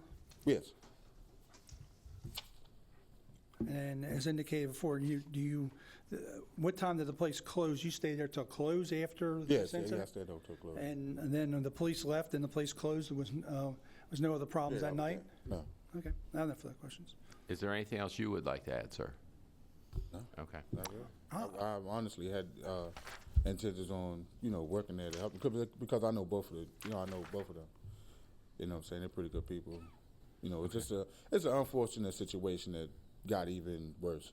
You know what I'm saying? Like, I've been bouncing for a long time, and none of this ever happened. This is the first time that any of this ever happened, as long as I've been bouncing. So. Okay. Did you want to present any evidence, Mr. Kadansky? I make a motion. I don't know if it's a 312 violation here. I think Mr. Jones is pretty credible. There was an incident happened. He just happened to get, I'm not sure what he got hit with, and then when they broke it up, everybody did what they were supposed to. The police didn't make any arrests, and then the rest of the night was uneventful. Okay. Do the commissioners have questions? I'll defer at this point. Do you have the rules and regulations in front of you, Mr. Akers? We have a copy of them. Do you mind reading us Rule 3.12? Well, while he's looking, in our little short summary of this incident, it says that you spoke with the owners at some point in the evening and said there's only 3 people on security. Do you recall having that conversation? And why did you point that out? Because, I mean, for as many people that was there, and you have more than one exit, you know, in my line, as far as I'm concerned, you need at least one person on every exit. You know what I'm saying? And, you know, just in case for these situations to happen. Right. You know, there's no way that I can obtain 60 people by myself. You know what I'm saying? Like, I have, but, you know, it's... I believe if anybody could, you could, but... Yeah, because of my side, you know what I'm saying? Right, and your experience. It's a couple other guys that's, you know, that's my size, maybe a little taller, maybe, you know, slimmer, but at the same time, like, you really can't obtain those amount of people. How many exits, entrances and exits are there, if you can recall? 4 exits. 4. So you would think there'd be at least 4, one person on each entrance exit. Yeah, at least one person on every exit, and maybe 2 others, you know, just to make sure that everybody's, you know, enjoying themselves, or you know, things of that. So that these things like this won't happen. Right, and then the summary also said there were about 150 to 200 people in the space. So with that many people and 4 exits, what would be the premium number of security people to secure this space? Like 4 to 6. 4 to 6, and there were just 3. Yes. Okay, 4 to 6, and you conveyed to them you thought there were too few people. Yeah. Too few security. Okay, thank you. Mr. Akris, can you read it to us? Yes, sir. Rule 3.12, General Welfare. Licensees shall operate their establishments in such a manner as to avoid disturbing the peace, safety, health, quiet, and to promote the general welfare of the community. Okay. Well, I guess this is one where we need to have a discussion on the record, the commissioners, because I've got a motion to dismiss this. This is an incident that was instigated by patrons. So what's your thinking about the responsibility of the licensees under these circumstances? I think that the responsibility was to have sufficient security staff to manage the space and the people that were there. And I think that it's simple. That is it, simply. The place was understaffed with security. Yeah, I agree. You know, it's just, like I said, the other guy, there was a doorman and one other guy that was doing security. And frankly, we all the same size. Yeah. You know, I'm 1.5, maybe 2 foot taller than a lot of the customers that was in there. You know, so. Yeah, but you can't cover. Really can't. Right. If there's 4 doors and 3 people, you can't divide yourself and cover a second door. And then you got called in. You were called in by the son of one of the owners. So they were lucky to get you to come in. If that's your position, I'm going to deny the motion. Let me hear from the... Well, other than what he'd indicated, I'd proffer that they were there when it happened. It was an isolated thing, only took 2 minutes or so. There were no arrests. Well, can they address the issue of security? Sure, they agreed there was 3 on that particular day. Since that time, they've gone to 4 and more. Since that incident, there was no members of the community were at all involved in this, nor would anybody go outside. There was no community input in this. It was an internal thing that happened in the interior. And I think the 3.12 has really been geared to what happens when you go and try to do things that are do things in the community. And police were there. Certainly, if it was more than that, they would have done it. There was nothing that happened outside. It was internal. You know, would you say that it was you and I worked there and we owned the place and we got in a fight, me, you and I, it depends who won, then the question is that a 3.12 violation? No. Mr. Chairman, the only point I would raise with that is you often come before us and say anything outside the community isn't the responsibility of the licensee. So you can't have it both ways. But I'll be consistent with what I say.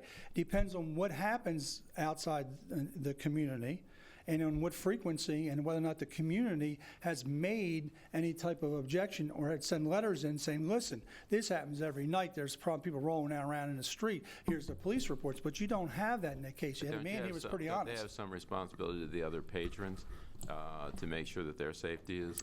Sure, but if it was a spontaneous thing that happened, you can't go ahead. I got a case in Baltimore County. Exactly, I'm going to tell you what it's going to be here on Monday. If you got a chance, you go out there.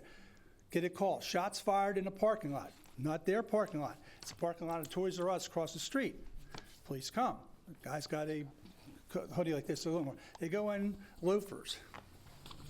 Say the shots fired. We know any fires. There's no shell casings. That looks like the guy, right? So they go and the police bring him out and they search and they find a gun on him. And he's a convicted felon that shouldn't have a gun. What would the licensee do? He wasn't doing anything in loafers. Nobody ever found him shooting outside, but he had a gun. I mean, it's a similar thing as two patrons get involved in a fight. If there was some incident where they go ahead and they do it, then that's a different story. They're not even equivalent. What you described as an orange and what we're talking about is an apple. No. Yeah, absolutely. No, There's no similarity between you don't have to accept what I'm saying.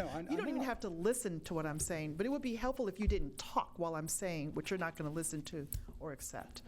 It's completely different circumstances.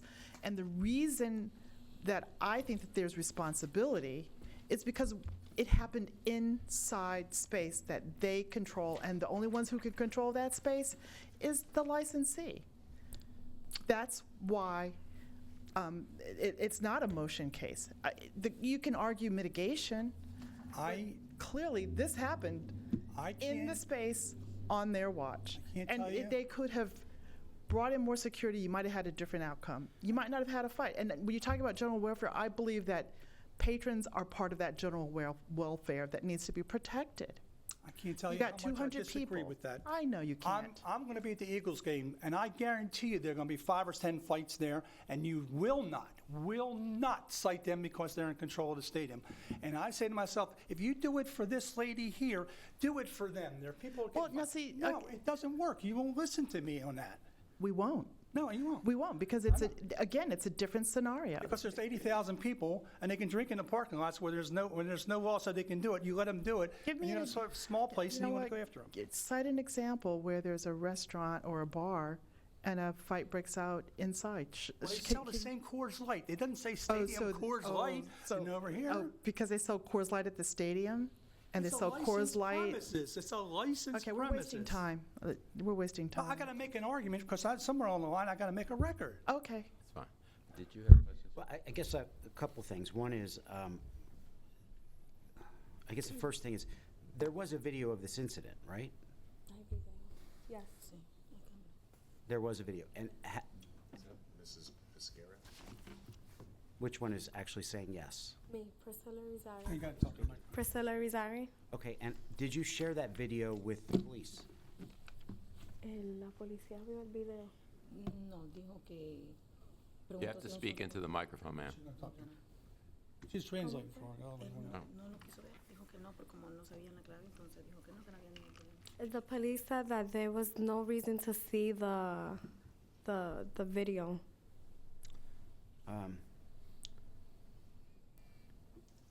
So that's not what the police report says. So the police report says that they asked for it, but no staff members knew how to operate the video system, and the video incident was not recovered. Is there something mistaken here? The police didn't ask for it that night. They didn't come back till 2 or 3 days later. Okay. Would it have been erased in the interim? We don't know, but we don't know if they were talking about the same incident. Well, what other incident, Mr. I Kaninsky, don't know. would they, I mean, it's, Commissioner, it would really be nice if we had the officer here so I could ask him that question. Who did you talk to and what did you ask him for? okay, that's We fair. don't have that. That's fair, okay. The only person we have is the man who was injured, and he's the only one who know why he's here. It's like a misnomer, and then they did what they were supposed to, and when it was not like this thing was brewing for hours, and then something happened. It happened, bada bing, bada boom, they took care of it. Can I say something? You may want to ask your attorney. Can you let them know that Blanca, myself, my husband, and my brother-in-law got into the fight to separate the people? They don't. Yeah, I wasn't alone, Even though along they with, were on the the side. other security, like Wait there a minute, you was. can't all speak at the same time. Oh, so. okay, I'm sorry. There's no I'm sorry. dispute as that the security were there, plus the people that worked there broke the fight up and was over. So, I'm sort of, this case is kind of, I don't know where I am to be candid with you. Mr. Jones, what do you want to see happen here? You were injured. You filed a police report. This, in my opinion, this is a pretty serious incident. You were hit over the head with a... Yeah, but things like that happen. You know, it's my job, you know, to put in, I guess, in that manner, to put my life on the line for the, you know, for the sake of the establishment. Okay. You know, I don't have a problem with that. You know what I mean? Like, it's my job. If anything happens, you know, I'm the one that's responsible. You know, but when people are in a place where they're drinking and, you know, trying to, you know, enjoy themselves, and these things happen. Like I said, I've been bouncing for 5 going on 6 years. This is the very first time that anything like this has ever happened. You know, there's a bar that I used to run, you know, by myself where 80 people come inside. You know, and around 12:30, 1 o'clock, nobody really wants to, they're happy where they are. I don't want to leave, or, you know, things like that. You know what I mean? It happen. Come on, man, you know, you got to go. You know what I mean? In the manner of being professional, you know, it's really not too much to talk to a man that's already been drunk. Okay. You know, and from what it is that I saw, one group was drunk and they was talking, you know, talking jazz to another group, and, you know, things started escalating. We saw it, we jumped in the middle of it, and then the fight broke out. Okay. You know, so along with, you know, Priscilla and her people, who was, you know, guiding us to, you know, resolve the situation, because I don't know a whole lot of Spanish. You know what I mean? So for them that do, it was like, you know, talk them down, you know what I mean, help us, help y'all in that situation. And when the fight broke out and everybody just started jumping on everybody, and the man of me defending myself, I got hit with a bottle or Pusik or whatever, you know, whatever the case may have been. I got hit with it, so Okay. that's All right. what it was. Did the commissioners have any further questions? I do not. All right. On the basis of the evidence that's been presented, I would find a violation of Rule 3.12 on November 13, 2016. And if the commissioners join me, we'll move to the issue of the sanction. I concur.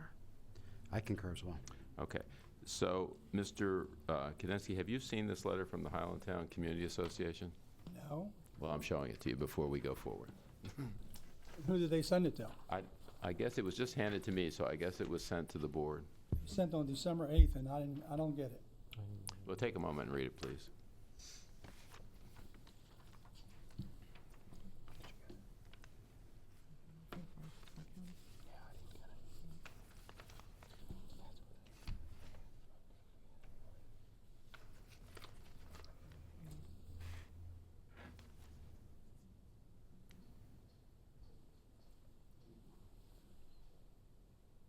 Pointed out to you because it raises complaints about the place. I will note for the record that we have no history of violations for this location, so we have to consider that. No, it would seem to me that somebody should be able to tell the licensees if they've got a complaint. They're not hard to get a hold of. And I'm saying if they sent a letter to the board, the executive secretary said, here's a letter, maybe you ought to address this with Mr. Sweeney. Then we could go to him and say, Mr. Sweeney, who is reporting this? Is it somebody or the people across the street? Well, don't let us so we can go and address what it is. I give it to you to give to your clients because they may want to address it, okay? Here's where I come down on this. I think that it's a violation of the rule because of the duty of safety that's owed to the patrons, and I agree with Commissioner Moore, there was insufficient security in place. I'd note, by way of mitigation, however, that apparently the people involved were speaking in Spanish, that the licensees got involved to try to calm them down to assist Mr. Jones. I give them credit for that. They have no prior history of violations at this location, so I would impose a $500 fine and give them 30 days to pay it.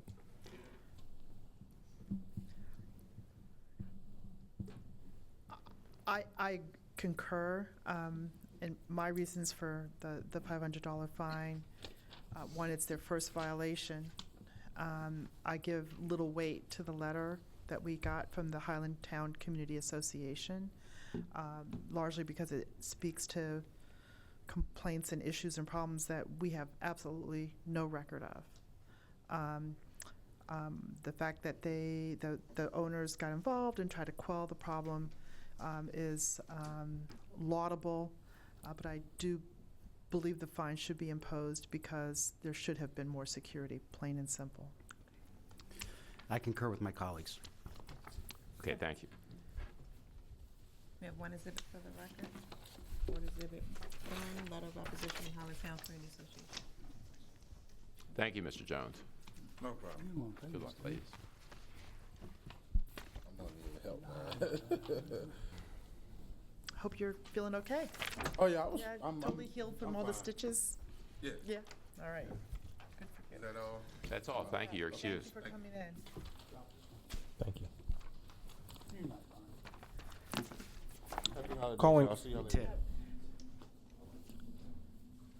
Calling Roger Ripple Jr., Riptide by the Bay Incorporated, trading as Riptide by the Bay, 1718 Thames Street.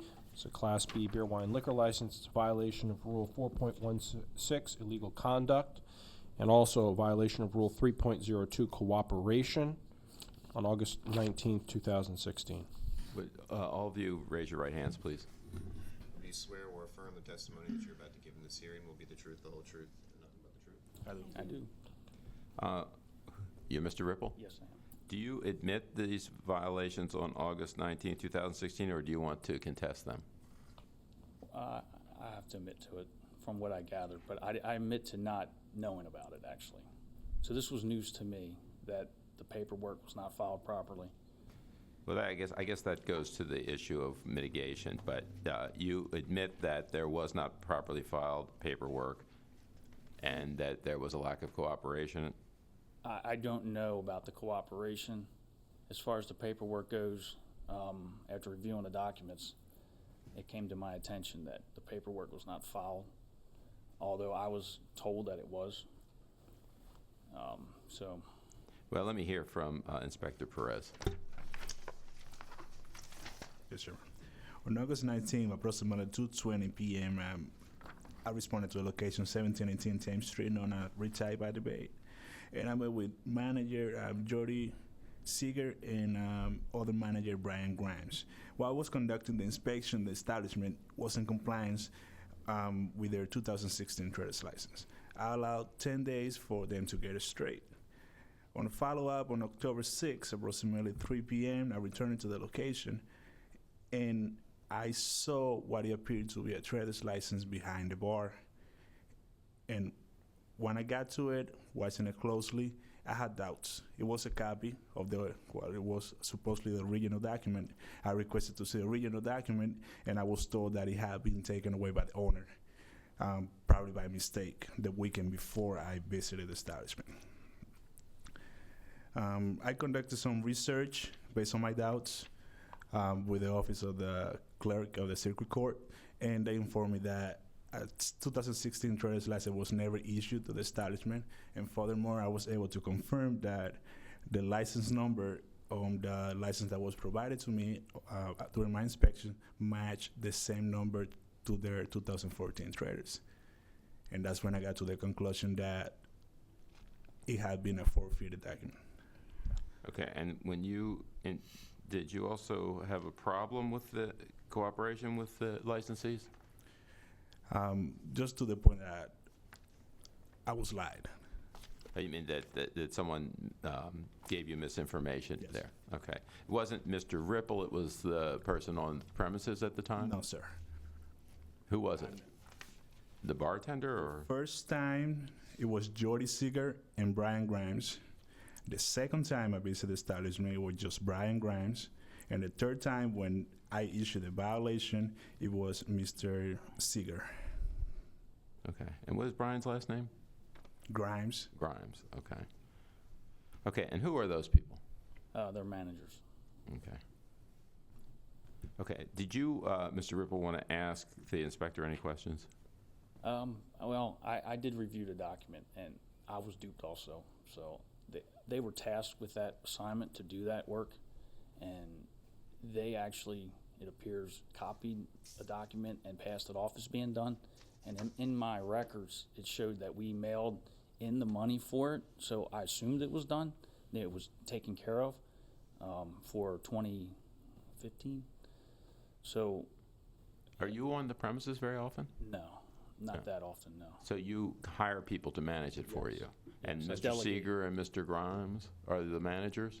Yes, and my wife also. But we Is this manage your it wife? primarily from off-premise. You're the Yes, wife? ma'am. Okay. Meredith Ripple. Okay. And are they still working for you, Seeger and Grimes? Ryan's been fired. And so they were to renew this license and they didn't do it. So they faked it. Not only did they not do Well, it. it's yeah. well, You can only speak one at a time. I'm Okay, sorry. Go ahead. Okay. Yeah, let's- Well, I don't believe Jody or Ryan had to do it. We had a manager previous, Ronald Chicas, who was responsible for it. So we, lived, eat, and breathe the restaurant since 2008 to 2014, and then we were about to have our second child, so we moved out of the city, and I started to oversee everyone at the restaurant, 4 days a week, 3 from home and 1 at the restaurant.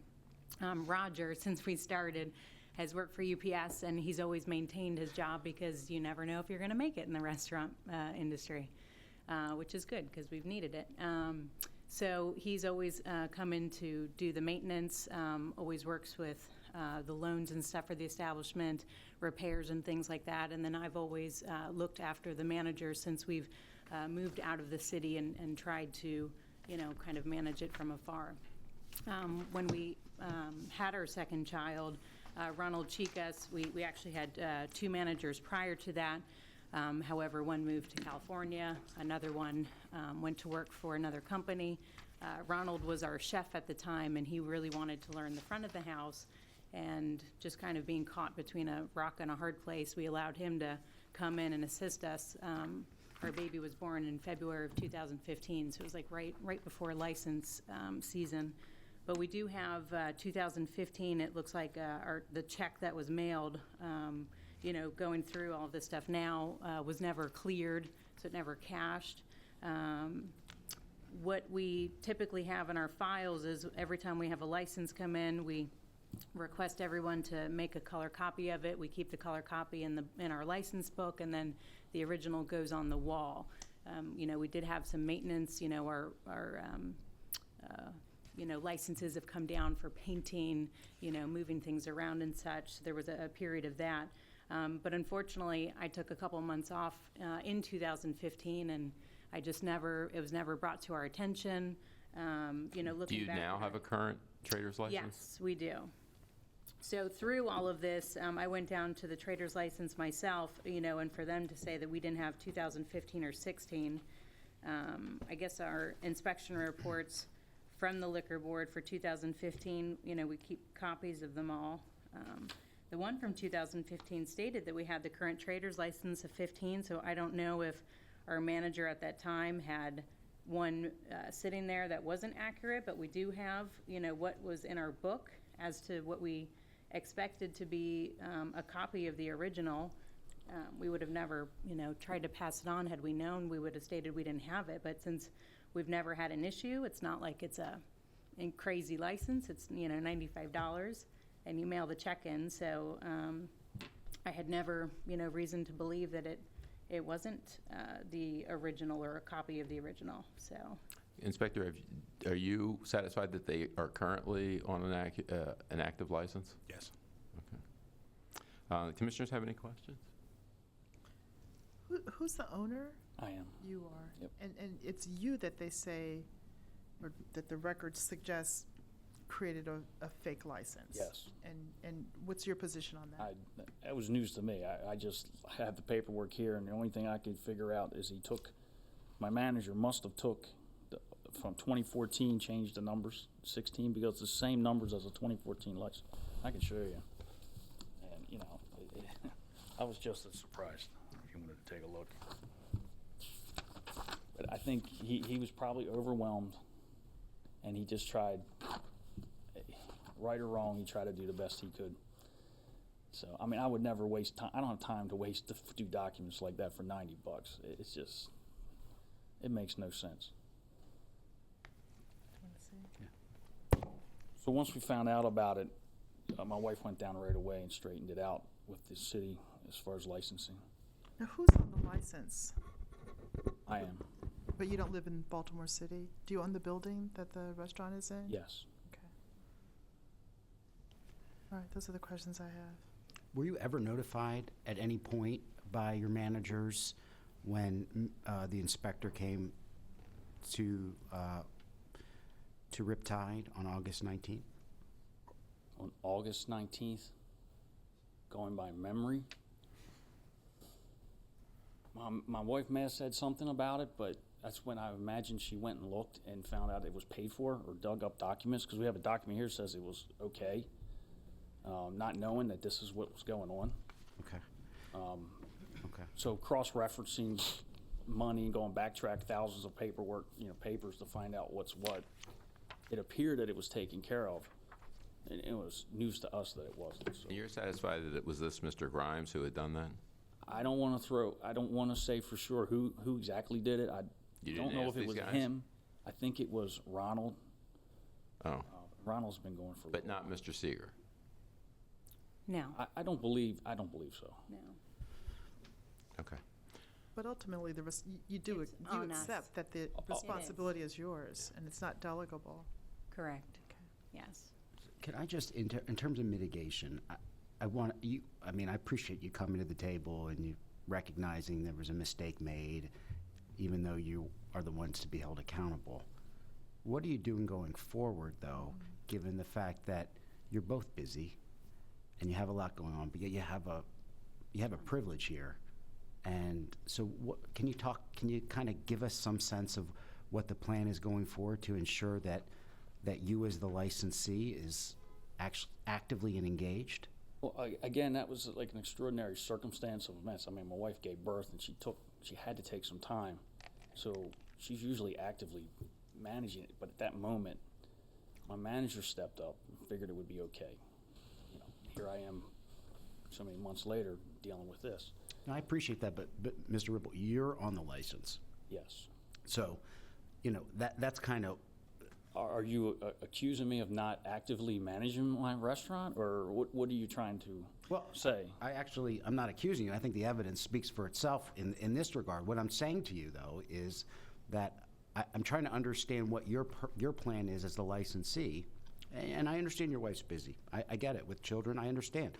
I'm trying to understand how you're going to be more actively engaged so that situations like this don't continue. We're talking about one document. So. Well, no, but you're talking about we are, but we're talking about a document and a series of events where it was hidden from a period of August 19th, the earliest we have documented, to October, so a good 6 weeks, let's say, right? Or October 28th, finally we were able to verify.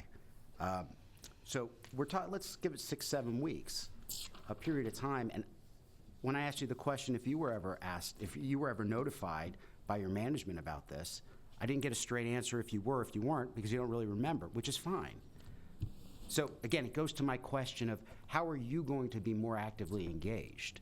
And sometimes it might be finding a much more hands-on manager that you trust. I don't know. But the good news for you, in my opinion, is you don't have a record. You don't have a history of violations. And it also, the fact that you've come here and you've said, look, this was a mistake, we own it. I appreciate that. I'm just trying to understand so you don't get caught up in this again. Just being involved ourselves, with it and not expecting managers to delegate, as you had said, because Especially the when it comes to responsibility documents. comes on us. So So are you back working there on a regular basis? I do, yes, I do. And I wish I could see everything every, day and time, It's like yesterday's 9 o'clock till 6:30 on the computer, and, I leave my chair twice, so the managers on site have the more glorious job, and for me it's constant paperwork review, meetings and stuff over phone and stuff to direct and guide. It's a seasonal business, which is really scary, so it's, if you're not managing every dollar and where it's going, you'll be out of business in no time. So it is a monster and a Harvard education. But it's a very tough business, there's no question. Yeah, so it's tough to be on top of every detail, but we, those are the things that we can't delegate to other staff members, and, knowing that we have to make sure that we have it up. We can't have stuff lingering and have paint and have licenses, dangling or just up against the wall. We just need to be more on top of it. Yeah, I guess just in my I guess, rather limited experience as a liquor board commissioner, one of the things that I've noticed is that the owners that are hands-on and present tend to have fewer problems than those that have done a lot of delegation and that are not present. And I think that we all know what it's like to have young children that we are responsible for, but that license, the liquor license, carries a lot of responsibility that ultimately you're responsible for. And if we're just, plain, what we have here is a fraudulent creating of a document. It's a very, very important document, and there was fraud here. And you're not able to give us a whole lot of detail about it, and you can't either. But that is what this case is about, and that's really serious. So, the questions are really aimed at, I think it's, we understand what happened, but what we need to hear is what's going to be done different so it doesn't happen again. And so it's your first violation, but you could be fined up to $2,000 under new law for first violations. It could go as high as $2,000. So understand the seriousness with which we're approaching this. Absolutely, we do. Anything further? No.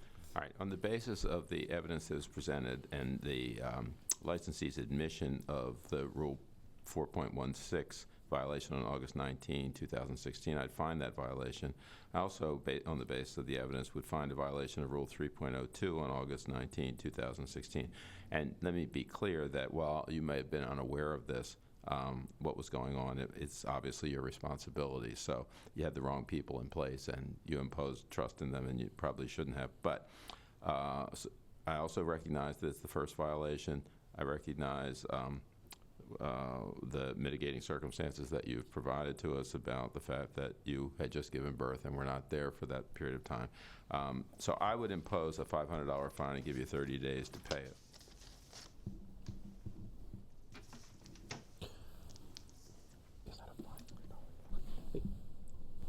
Is that a $500 fine for each count or total? Total.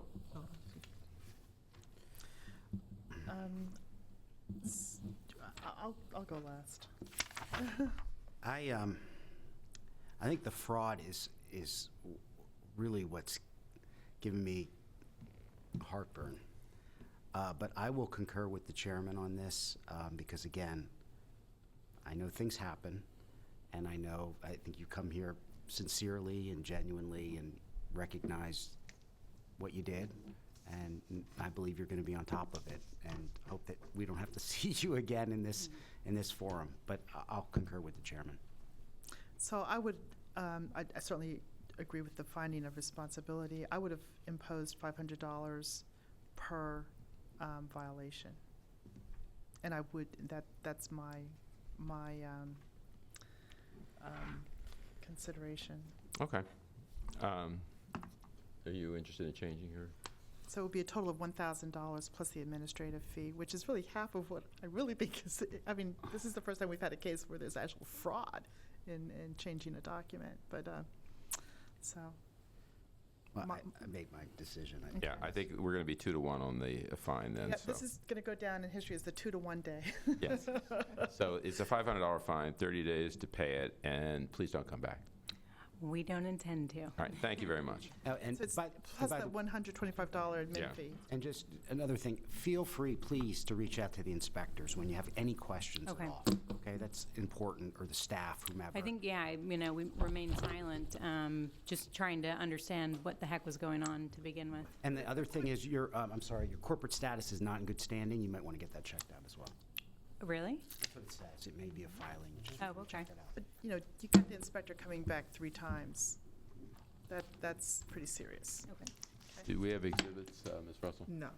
Okay. I believe, Mr. Akros, that concludes our docket for the afternoon. I wanted to note that the board is in recess now until January 5. We took an extended docket today in order to be able to recess for the holiday, and we'll be back on Thursday. It's January 5, is that correct? Yes, sir. Okay, thank you.